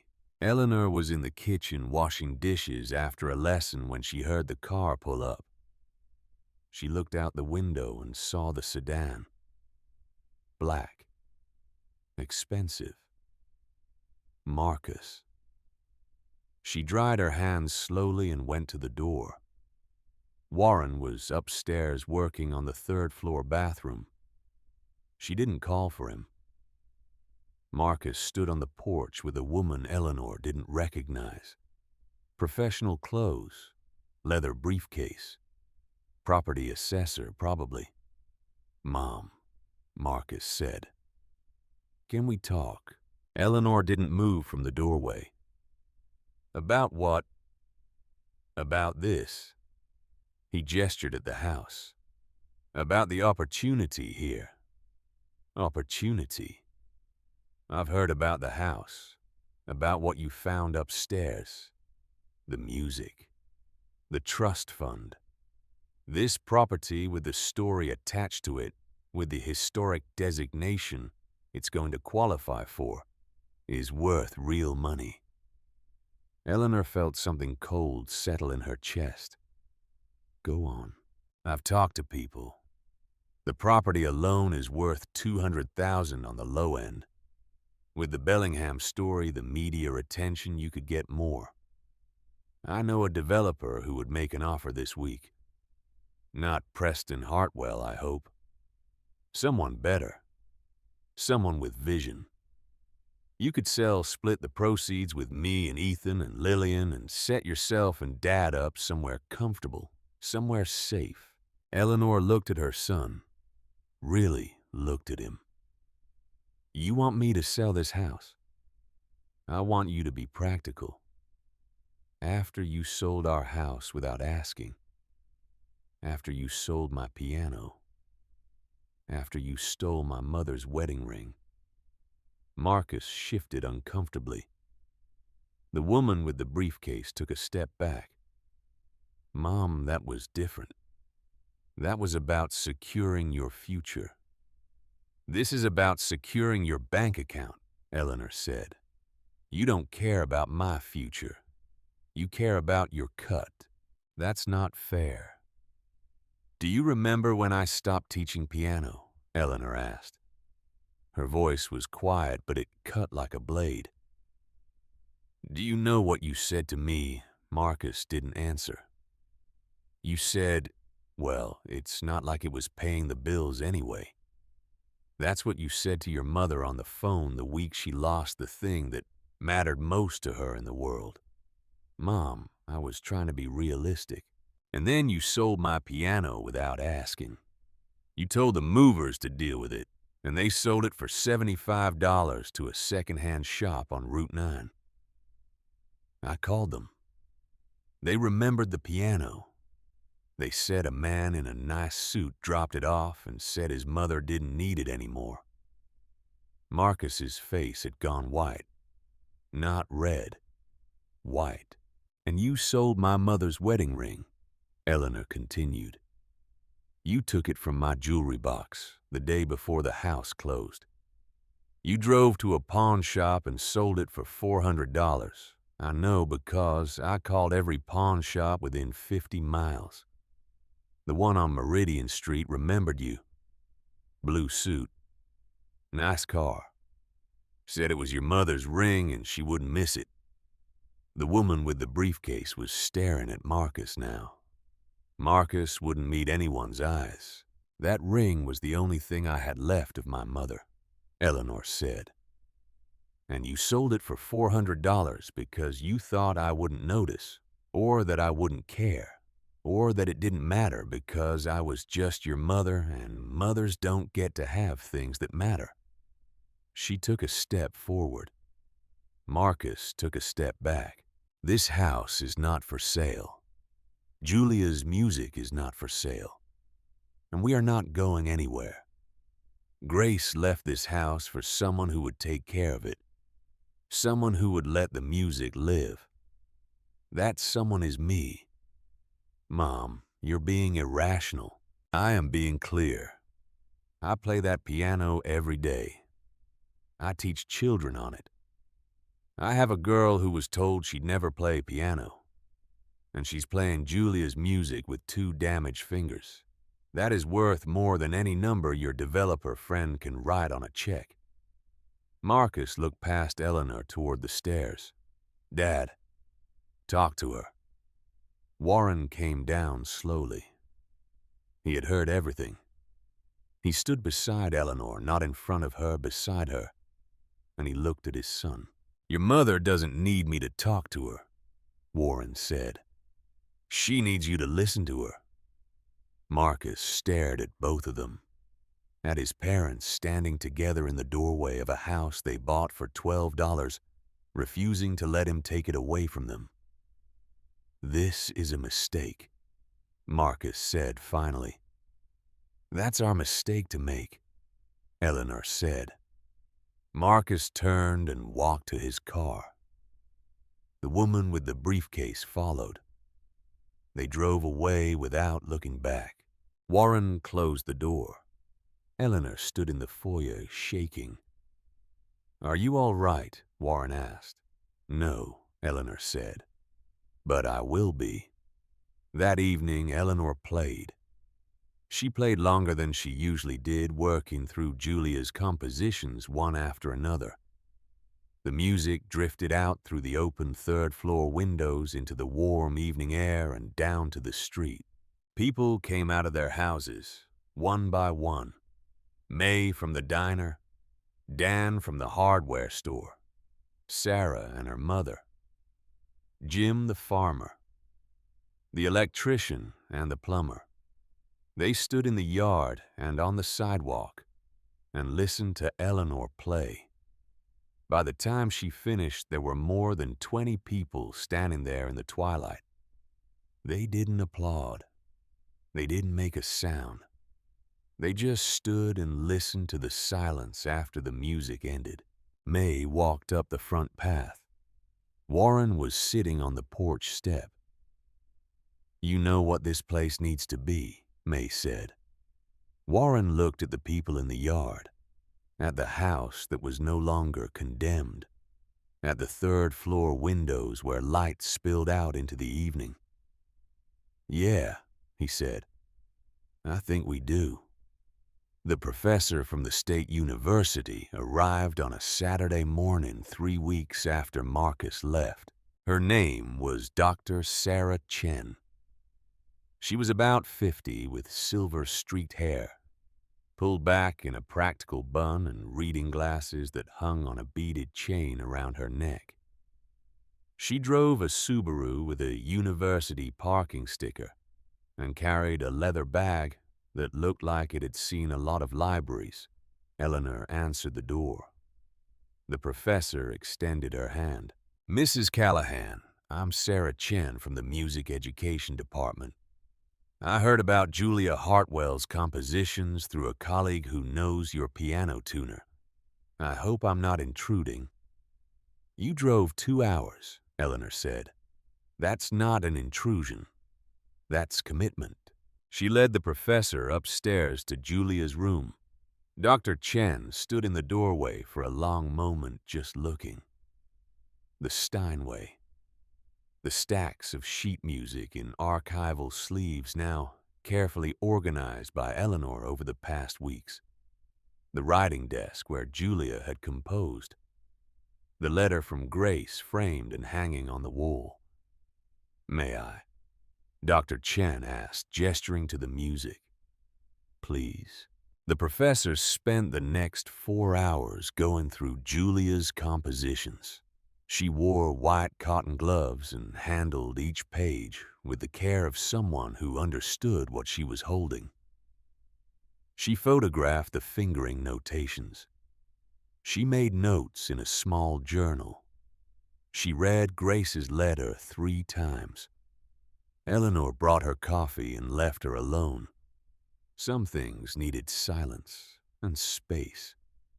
When Dr. Chen finally came downstairs, her eyes were red.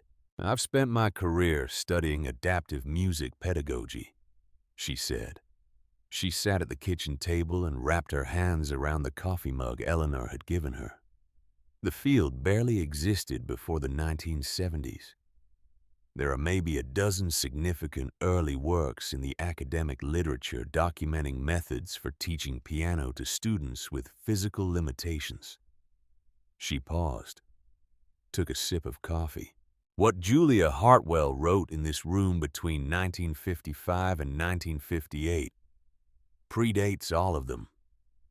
She wasn't just composing music. She was inventing a methodology that the rest of the world wouldn't arrive at for another 20 years. She was 19, Eleanor said quietly. She was 19 and she changed everything. We just didn't know it because nobody found her work, and Dr. Chen pulled out her laptop. "With your permission, I'd like to bring a colleague from the conservatory to evaluate the collection for possible publication. These compositions deserve to be in the hands of teachers and students who need them." Eleanor thought about Grace's letter. "Please let the music live." "Yes," she said. "All of it. Every piece." The conservatory colleague came the following week. His name was Dr. Michael Torres, and he had spent 40 years as a concert pianist before arthritis forced him to retire from performing. He sat at Julia's Steinway and played through 15 of her compositions without stopping. When he finished, he placed his hands in his lap and stared at them. His fingers were bent and swollen, similar to Eleanor's. He flexed them slowly like he was testing to see if they were real. "I haven't been able to play like that in 12 years, he said. How did she know? How did a 19-year-old girl in 1958 understand what my hands would need in 20? 24. She had the same hands, Eleanor said.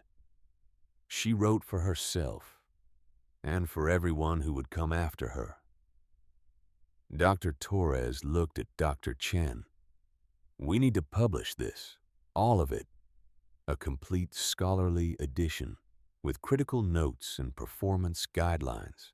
I agree, Dr. Chen said. She turned to Eleanor. It would take about a year for the first volume, the solo piano pieces. The chamber works would follow. We'd need your input on the practical annotations, how the fingerings work in actual teaching. What about royalties? Eleanor asked. The question seemed to surprise them. Dr. Torres started to say something about academic publications and fair use, but Eleanor held up a hand. I don't want money for myself, she said.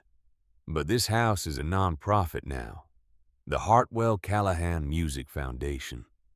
We teach students with disabilities for free. If Julia's music is going to be published and sold, the proceeds should go to scholarships for students like her, like the ones I teach. Dr. Chen and Dr. Torres looked at each other, then back at Eleanor. We can arrange that, Dr. Chen said. The university press can structure the contract so that author proceeds go directly to your foundation. You'd need to establish proper nonprofit status, but that's manageable. How much are we talking about?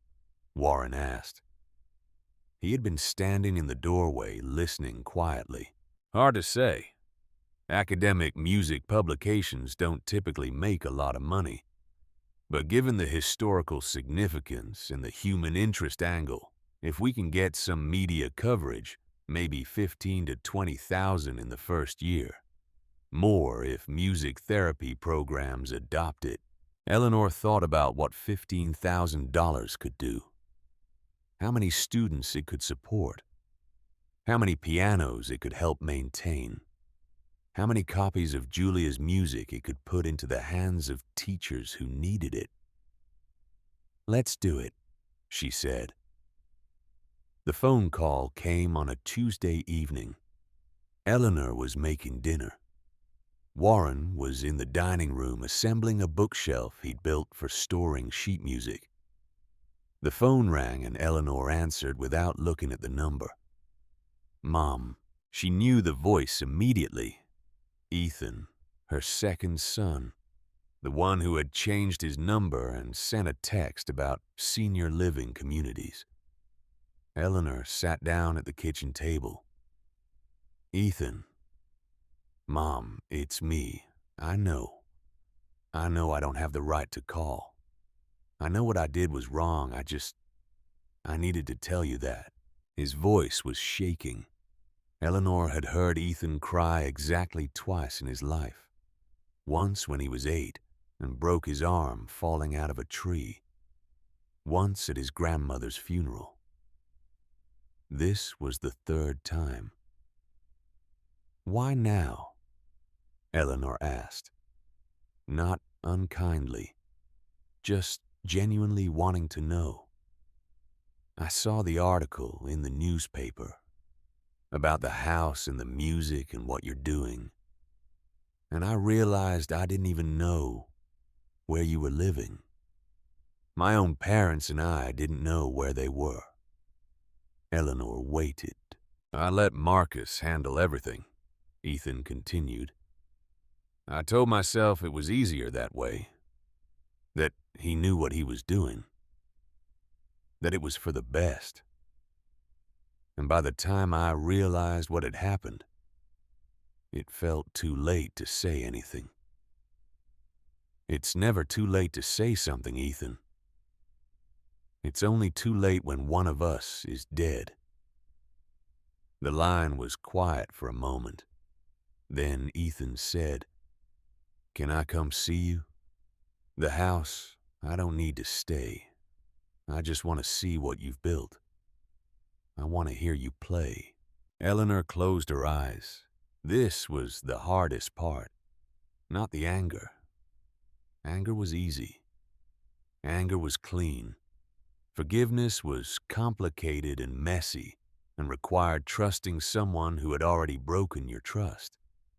But Ethan was asking, not demanding, not assuming, asking. Saturday, Eleanor said. Come Saturday afternoon. Bring nothing. Just yourself. Thank you, Mom. Don't thank me yet. You haven't earned that. But you can start trying. She hung up and sat at the table for a while. Warren came in and saw her face. Ethan, he asked. She nodded. Warren sat down beside her. What are you gonna do? I'm gonna let him come. I'm gonna show him the house. I'm gonna let him see what matters. And then he's gonna decide if he wants to be part of this family or if he wants to keep being Marcus's brother. And if he chooses wrong, Eleanor looked at her husband. Then I'll know. And knowing is better than wondering. The concert was May's idea. You've got 9 students now, May said. She was sitting at the kitchen table with Eleanor drinking coffee and eating the blueberry muffins she'd brought. This had become a routine. May would show up Saturday mornings with muffins, and they would plan the week. You've got a Steinway that sounds better than anything this town has heard in 60 years. You've got music that people need to hear. You should do a concert. I'm not sure my students are ready for that, Eleanor said. I'm not talking about Carnegie Hall. I'm talking about the parlor. 40 chairs from the church. Invite the town. Let people see what you're doing here. Eleanor thought about it. Sarah could play 3 of Julia's intermediate pieces cleanly now. Jim the farmer had progressed from simple exercises to actual compositions. The teenager who had been in the car accident was working on one of Julia's violin and piano duets with a violinist from the high school. Okay, Eleanor said, but we do it right. Programs, reception afterward. Make it a real event. May grinned. Now you're talking. They set the date for the first Saturday in December. 6 weeks away. Enough time for the students to prepare, and for Eleanor to practice the piece she wanted to play. The one she'd been working on since she first found Julia's room. Letter to Someone I Haven't Met. It was Julia's most complex composition, written in her final months. The score was covered with notes in Julia's handwriting, notes about the fingering choices, about the emotional intention behind certain passages, about how the piece was meant to feel like a conversation between the pianist and someone who would play it years after Julia was gone. Eleanor had played it dozens of times now, but playing alone in Julia's room and playing for an audience were different things. One was private, one was exposure. She practiced every night after her students went home.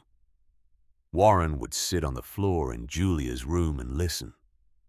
Sometimes he fell asleep, his back against the wall, his breathing slow and even. Eleanor would play softer than turning the Steinway into a lullaby for a 74-year-old man who would spend his day rebuilding a house for her. Ethan came on the Saturday before Thanksgiving. He drove up in a modest sedan, not as expensive as Marcus's. He got out slowly, looking at the house the way people look at something they weren't sure would be there. Eleanor watched from the porch. Warren stood beside her. Ethan walked up the front path. He stopped at the bottom of the porch steps. Mom, Dad. Ethan, Eleanor said. They looked at each other. 42 years of shared history. Birthday parties and Christmas mornings and soccer games and graduations. and all the ordinary moments that make up a family. And then the gap. The 6 months when Ethan had changed his number and sent a text and let Marcus make the decisions. "The house is beautiful," Ethan said. "Come inside," Eleanor said. She gave him the tour. The first floor with its restored woodwork and fresh paint. The second floor with the new bathroom and the bedrooms they were converting into practice rooms. The third floor with Julia's room. Ethan stood in the doorway of Julia's room and stared at the Steinway, at the stacks of sheet music, at Grace's letter in its frame. "This is what Marcus wanted you to sell," he said quietly. "This is what Marcus wanted me to sell. He's an idiot." Eleanor almost smiled. Almost. She sat down at the piano. "Sit," she said, gesturing to the floor. "Listen." Ethan sat. Eleanor played Letter to Someone I Haven't Met, all the way through. No mistakes, no hesitation. Her swollen, arthritic hands finding every note because Julia had put every note exactly where they needed to be. When she finished, Ethan was crying. "How long has it been since you could play?" he asked. 5 years since I played anything. 3 weeks since I played this. I didn't know what that meant to you. The piano. I knew you taught. I knew you liked it. But I didn't know it was who you were." Eleanor turned on the bench to face her son. "You didn't know because you didn't ask. None of you asked. You decided what I needed and you did it. And you told me to be grateful. I know. Knowing isn't enough, Ethan. Knowing is where you start. What matters is what you do next." Ethan wiped his eyes. "What do you want me to do?" "I want you to show up. We're having a concert the first Saturday in December. I want you here. Not hiding in the back. Not slipping in and out. Here. Supporting this. Supporting me. Okay. And I want you to call your father on Thanksgiving. Not me. Him. He loves you. And you broke his heart just as much as you broke mine." Ethan nodded. He stood up. He looked like he wanted to hug her, but wasn't sure if he was allowed. Eleanor made the decision for him. She stood and wrapped her arms around her son and held him while he cried into her shoulder, like he used to when he was small, and the world was too big and scary. "I'm sorry, Mom," he said. "I'm so sorry." "I know you are. Now prove it." The preparations for the concert took over the house. Warren built a small stage in the parlor. Not high. Just a platform 6 inches off the ground so the pianist would be visible from the back rows. He borrowed 40 folding chairs from the church. May organized a committee to handle refreshments. Dan donated wood for programs that Eleanor hand-wrote. Sarah practiced her pieces until her mother said she was gonna go crazy from hearing the same 8 bars over and over. The town buzzed with quiet excitement. Not loud, not showy, but steady. People stopped by to ask if they could help. The librarian offered to create a display about Grace and Julia.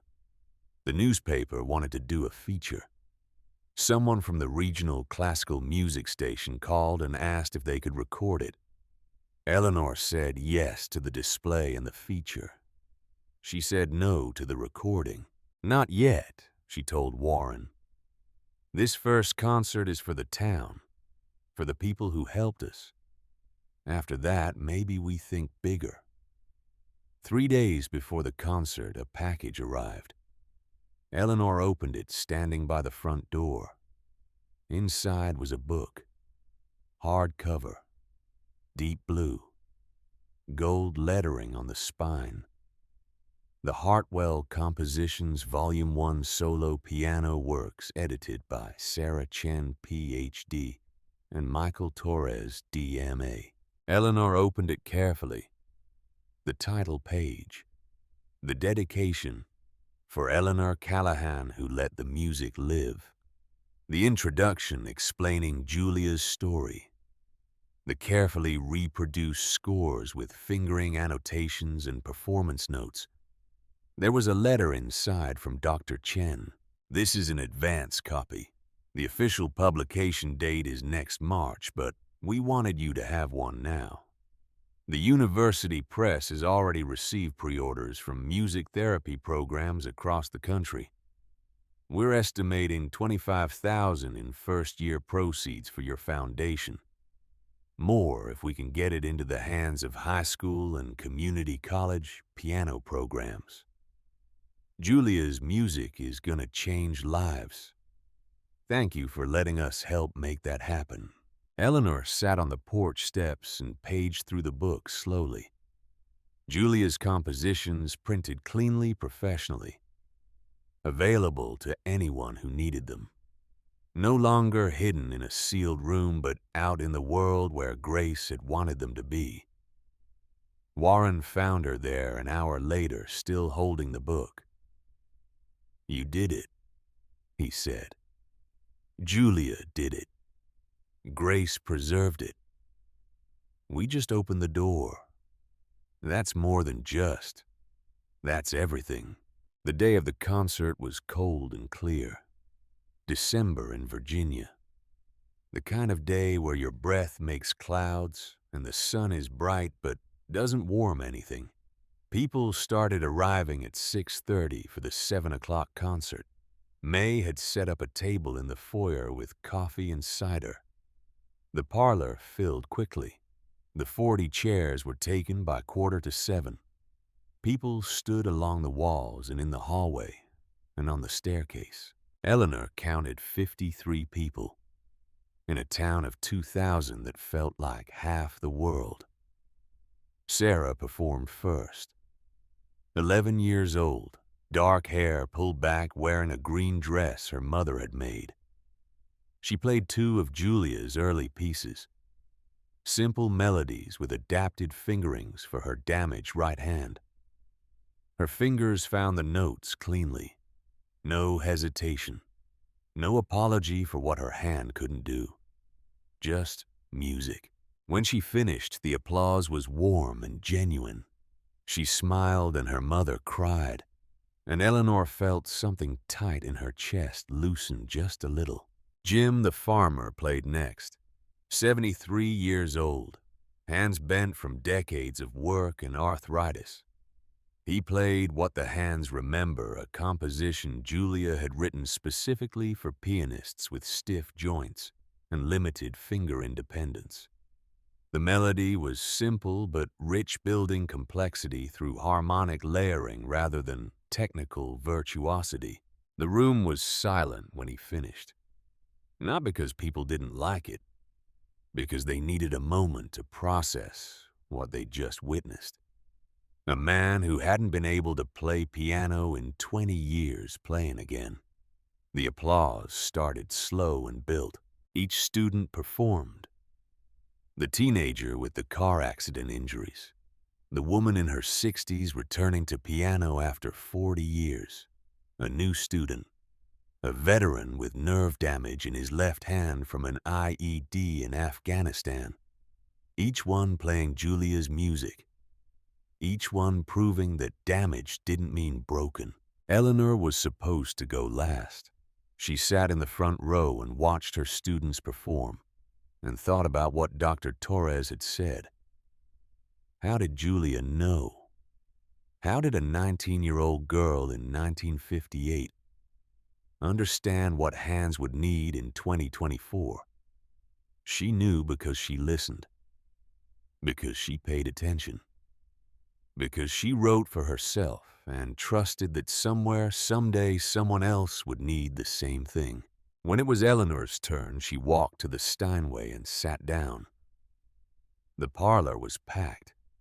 Warren was in the second row. May and Dan in the third. The electrician and the plumber. The librarian. Sarah and her mother. Jim. All her students. And in the back, standing by the doorway because there were no seats left, was Ethan. Eleanor placed her hands on the keys. She took a breath. Then she began to play Letter to Someone I Haven't Met. The opening was quiet, contemplative, a simple melody that asked questions without expecting answers. Then it built, layer by layer, the left hand establishing a foundation while the right hand explored variations on the theme. The fingerings were unconventional, wide stretches where traditional arrangements would use close voicing, chord positions that avoided the weakest fingers while still sounding full and complex. Eleanor's hands, swollen and stiff and marked by 71 years of living, found every note. Not because they were strong, not because the arthritis had gone away, but because Julia had understood that strength wasn't the only way to make music. The piece moved through several movements without pausing. A conversation that shifted from questioning to understanding to acceptance. The dynamics ranged from whisper quiet to full resonant chords that made the Steinway sing. Eleanor played with her eyes closed. She wasn't reading the music anymore. She had memorized it, internalized it, made it part of her the way you make a language part of you, by speaking it until you stop translating and just know.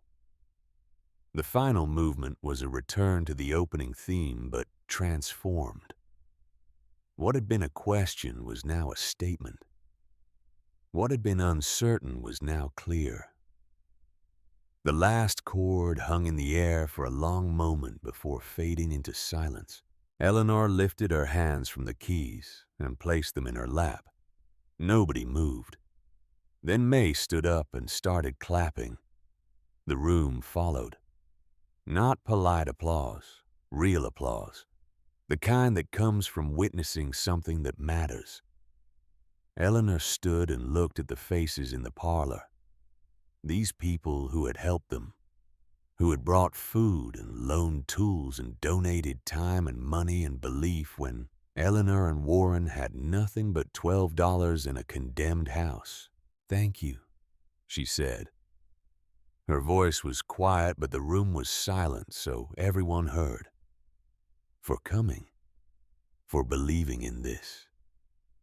For letting an old woman with broken hands teach piano to people who were told they couldn't learn. She paused, looked at the Steinway. This piano belonged to a girl named Julia Hartwell. She was 19 when she died. She never got to play at Carnegie Hall. She never got to see her music published. She never got to know that 66 years after her death, her compositions would help people play again. Eleanor's voice caught. She took a breath. But we know. We're here. We're playing her music. And that's what Grace wanted when she sealed this room and left that letter. She wanted the music to live. And it does. Because you're all here. Because you cared enough to show up. More applause. Eleanor stepped away from the piano. The reception began. Coffee and cookies and conversation. People wanted to talk to the students, to shake Eleanor's hand, to thank her for bringing music back to the house that everyone had called haunted. Eleanor worked her way through the crowd slowly, accepting thanks, answering questions, trying to remember names. She was exhausted and exhilarated and overwhelmed in equal measure. She found Ethan still standing by the doorway. "You came," she said. "I said I would. You stayed. I said I would." They looked at each other, mother and son. 6 months of distance and one concert, and the beginning of something that might eventually look like forgiveness. "It was beautiful, Mom," Ethan said. "What you played, what you've built here, all of it. Thank you for seeing it. I'm sorry it took me so long." Eleanor touched his arm. "You're here now. That's what matters." The crowd began to thin around 9 o'clock. People had work in the morning, school, lives to return to. They filed out slowly, thanking Eleanor and Warren, promising to come to the next concert whenever it might be. By 9:30, only May and Dan remained helping clean up. Warren was putting the chairs back in neat stacks to return to the church. Eleanor stood in the parlor doorway and looked at the Steinway still there, still waiting for tomorrow's students. "You should be proud," May said, carrying a tray of empty cups to the kitchen. "I am," Eleanor said. "Not of me. Of Julia. Of Grace. Of everyone who made this possible. Take the win, Eleanor. You earned it."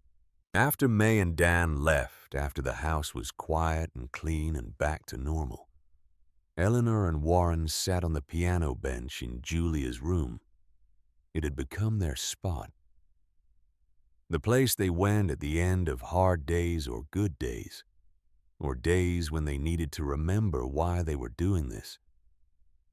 "Dr. Chen called yesterday," Eleanor said. "The university wants to do a documentary about Julia, about Grace, about the music. What did you tell her?" "I said I'd think about it." Warren nodded. "What are you thinking?" Eleanor looked around the room, at the desk where Julia had composed, at the stacks of music, at Grace's letter on the wall. "I'm thinking Grace wanted the music to live, not the story, the music. And if telling the story helps more people find the music, then maybe that's what we should do." "Okay. You're not going to argue with me about privacy or exploitation or any of that." Warren smiled. "Ellie, I'm 74 years old. I learned 40 years ago not to argue with you when you've already made up your mind. I just wait for you to tell me what you decided." Eleanor laughed. It felt good to laugh. It felt good to sit in this room with her husband and feel like they had built something real, something that would last. "I love you," she said. "I know." 3 months later, the foundation was thriving. 15 students now, ages ranging from 9 to 77. Skill levels from absolute beginner to advanced, all of them with some physical limitation that had made traditional piano instruction difficult or impossible. Eleanor taught 6 days a week. Warren had finished converting the second-floor bedrooms into practice rooms. Each one had an upright piano donated by churches or families who heard about the program and wanted to help. The GoFundMe had raised $32,000, combined with the advance from the university press and the trust fund from Grace the Hartwell Callahan Foundation, had enough money to operate for 3 years without charging a single student. May had officially joined the board of directors. So had Dan. And Dr. Chen, who drove down from the university once a month to observe Eleanor's teaching methods for an academic paper she was writing about adaptive pedagogy. The house itself had been transformed. Fresh paint inside and out, new windows, updated electrical and plumbing. The porch was solid. The roof didn't leak. The third floor was warm and well lit. Warren had built bookshelves in every room to hold the growing collection of sheet music and teaching materials. He'd refinished the hardwood floors. He'd replanted the garden beds that had been overgrown when they arrived. The Victorian at 14 Prosper Street was no longer the haunted house. It was the music house, the place where broken hands learned to play again. On a Wednesday afternoon in early March, a letter arrived. Eleanor opened it at the kitchen table. Warren was outside building raised garden beds for vegetables. The letter was from Marcus. Not a real letter, just a check. No note, no explanation. Just a check for $10,000 made out to the Hartwell Callahan Foundation. Eleanor stared at it for a long time. Then she folded it carefully and went upstairs to Julia's room. She lifted the lid of the piano bench and placed the check inside next to the yellowed silk cloth with Grace's initials. She didn't cash it. Not yet. Maybe not ever. It wasn't about the money. It was about what the check represented. Marcus trying to make amends the only way he knew how. With money instead of words. With a transaction instead of an apology. Someday he might come back. Someday he might walk through the door and say the things that needed to be said. And when that day came, Eleanor would decide if she was ready to hear them. But for now, the check sat in the piano bench waiting. The documentary aired in April on the state public television network. Eleanor and Warren watched it at May's Diner on the big TV above the counter. Half the town showed up. They packed the diner beyond fire code capacity, but nobody was calling the fire marshal on this particular Wednesday night. The documentary was beautiful. It told Julia's story through old photographs and Grace's letter.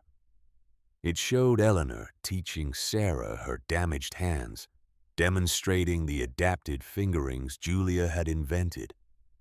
It featured interviews with Dr. Chen and Dr. Torres about the historical significance of the compositions, and it showed the house, the Victorian that had been condemned and was now thriving, the sealed room that had been opened, the music that had been silent for 66 years and was now being played by students across the country. The final shot was Eleanor at the Steinway playing Letter to Someone I Haven't Met. The camera focused on her hands, swollen knuckles, stiff fingers. 71 years of living etched into every line and scar, but they were moving, creating music, proving that broken didn't mean useless. That damage didn't mean done. The documentary ended. The diner was quiet. Then someone started clapping. Then everyone.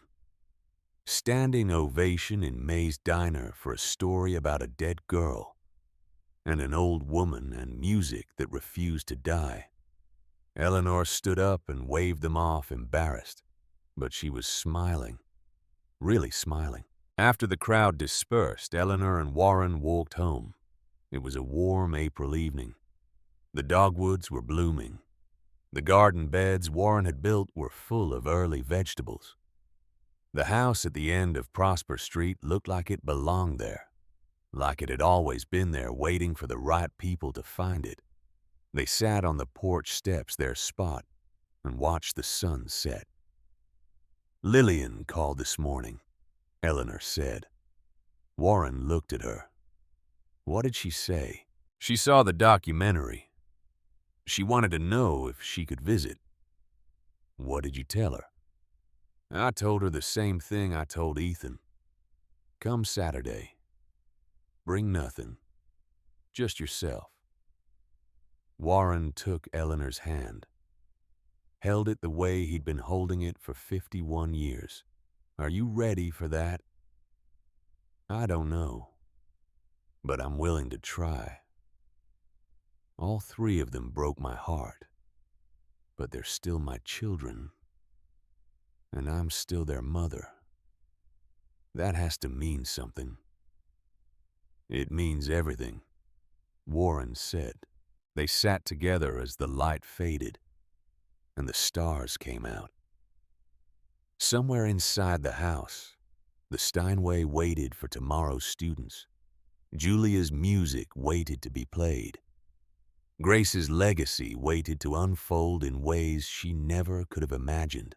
1 year after buying the house for $12, Eleanor and Warren Callahan had built something that mattered, not just for themselves. For everyone who had ever been told they couldn't, everyone who had ever felt broken, everyone who needed to believe that it was never too late to start again. The concert hall was larger than Eleanor had expected. 300 seats, professional sound system, proper stage lighting. This wasn't the parlor at 14 Prosper Street. This was the Regional Performing Arts Center in Richmond, and it was sold out. Eleanor stood backstage with her students, 9 of them ranging from Sarah at 12 years old now to Jim at 74.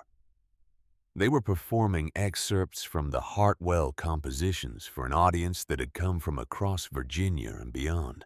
Dr. Chen was in the front row with a delegation from the university. Dr. Torres was there with colleagues from the conservatory. Music therapy programs had sent representatives, teachers who were using Julia's compositions in their own studios, students with disabilities who had learned to play through Julia's methods. And in the back row, sitting separately, not together, were 3 people Eleanor had been watching for: Marcus, Ethan, Lillian. Ethan had come to the house 7 times in the past year, slowly rebuilding trust, slowly earning his way back into the family. He called Warren every week now, showed up for Sunday dinners when he could. He was trying, and that mattered. Lillian had visited twice, awkward, painful visits where neither of them knew quite what to say. But she had come. That was something. That was a start.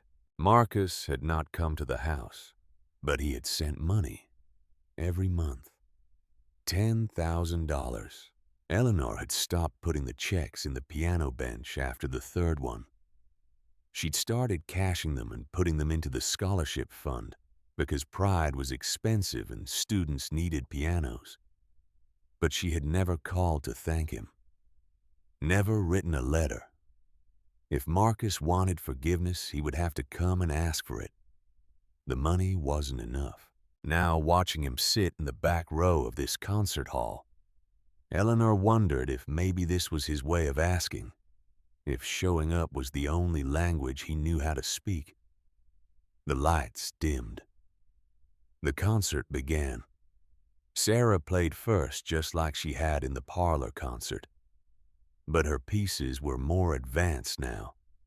A year of study had transformed her from a beginner to an intermediate player. Her damaged hand moved with confidence, finding the notes Julia had placed exactly where they needed to be.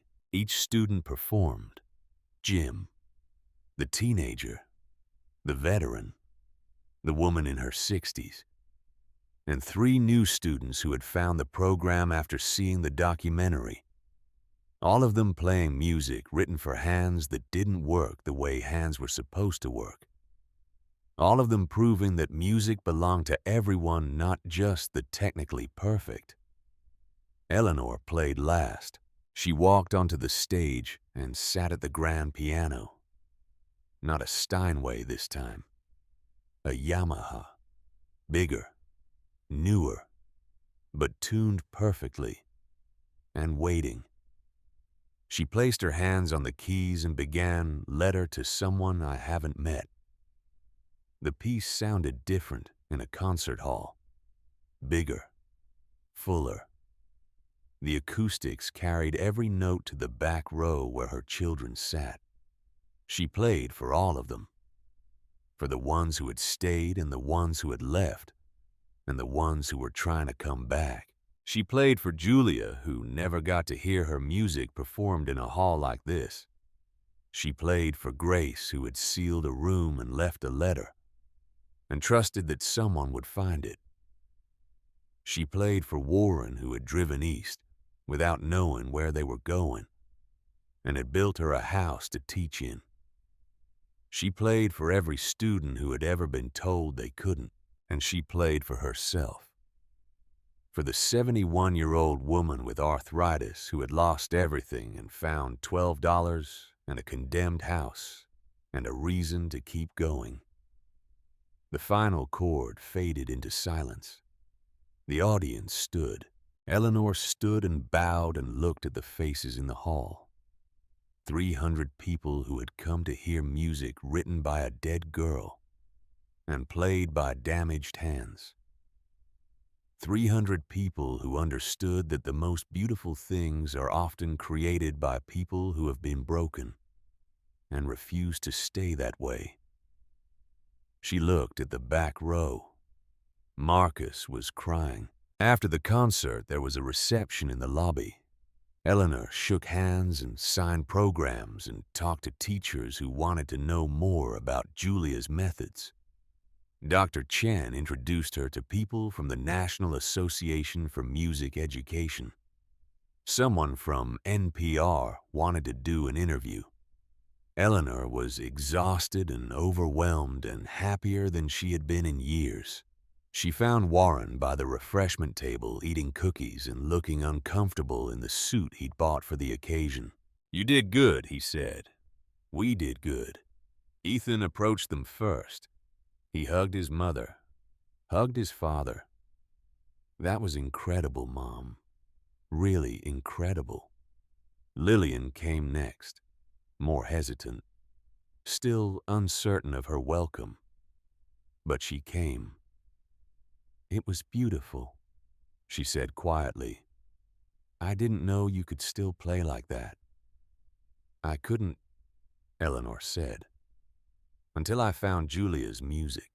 They talked for a few minutes, stilted conversation that would take time to feel natural again. But they were talking. That was progress. Then Marcus appeared. He stood a few feet away holding a program, looking like he wanted to run but forcing himself to stay. "Mom," he said. Eleanor looked at her eldest son, 46 years old now. Successful, well-dressed, miserable. "Marcus, can we talk, please?" Eleanor looked at Warren. He nodded. She turned to Marcus. "Okay." They walked to a quiet corner of the lobby. Marcus twisted the program in his hands. "I was wrong," he said. The words came out fast, like he'd been practicing them and needed to say them before he lost his nerve.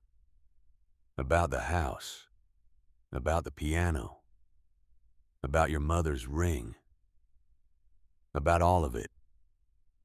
I thought I was helping. I thought I was being practical, but I was just being cruel." Eleanor waited. "I've been sending money because I don't know what else to do," Marcus continued. "I don't know how to fix this. I don't know how to be your son again. But I want to be. I want to be the kind of person who doesn't steal his mother's wedding ring, who doesn't sell her piano, who doesn't make her homeless. I just don't know how." His voice broke. He wiped his eyes with the back of his hand. Eleanor took a deep breath. This was the moment. The choice. She could forgive him, or she could walk away. She could let him start earning his way back, or she could tell him it was too late. She thought about Grace's letter. I believe you were meant to find it. She thought about Julia's music, written for hands that had been damaged and needed a way to play again. She thought about her own hands, broken, healed wrong, but still capable of making beauty. You start by showing up, Eleanor said, not with money, with yourself. You come to the house, you meet the students, you see what we've built, and you be part of it, not as a donor, as my son. Marcus nodded. He was crying openly now. It's gonna take time, Eleanor continued. I'm not ready to forget what you did, but I'm willing to try to forgive it. If you do the work, I'll do the work. Then come to Sunday dinner next week, 6 o'clock. Bring nothing, just yourself. Marcus looked at his mother, at the woman he had tried to put in a senior living facility, at the 71-year-old piano teacher who had bought a condemned house for $12 and turned it into something that mattered. Thank you, he said. Don't thank me. Just show up. Eleanor and Warren drove home late that night. The house was dark when they arrived. They let themselves in and turned on the lights and climbed the stairs to Julia's room. The Steinway sat in the middle of the room exactly where it had been for 66 years. Exactly where it would be for 66 more. Eleanor sat on the bench. Warren sat beside her. Their spot. Are you going to play? Warren asked. No, I'm tired. Then why are we here? Eleanor looked at the piano, at the keys that had been silent for so long and were now played every day by students who had been told they couldn't. Because this is where it started, she said. 3 months after we bought this house, in this room, with this piano. I played for the first time in 5 years, and everything changed. She reached out and touched middle C. Didn't press it, just touched it. I want to remember that, she continued. I want to remember what it felt like to think I was done, and then discover I was just beginning. Warren put his arm around her shoulders. You're not done, I know, but someday I will be. And when that day comes, I want someone else to find this room, to open that piano, to play Julia's music, to keep it going. They will. How do you know? Warren smiled. Because that's what you're teaching them. Not just how to play, but why it matters. And people who understand why it matters never let it stop. They sat together in Julia's room until Eleanor's eyes started to close. Then they went downstairs to their bedroom, the one they had made comfortable over the past year, with a real bed and clean sheets and heat that worked. Eleanor fell asleep thinking about the concert, about her students, about Marcus's tears, about the long road back to forgiveness and whether she had the strength to walk it. Outside Prosper Street was quiet. The Victorian house at number 14 sat solid and warm, its windows glowing with light, its porch straight and true, its bones good for another 100 years at least. And on the 3rd floor in a room that had been sealed for 66 years, and was now open to the world, a Steinway piano waited for tomorrow's music. The story of Grace and Julia had ended in 1958.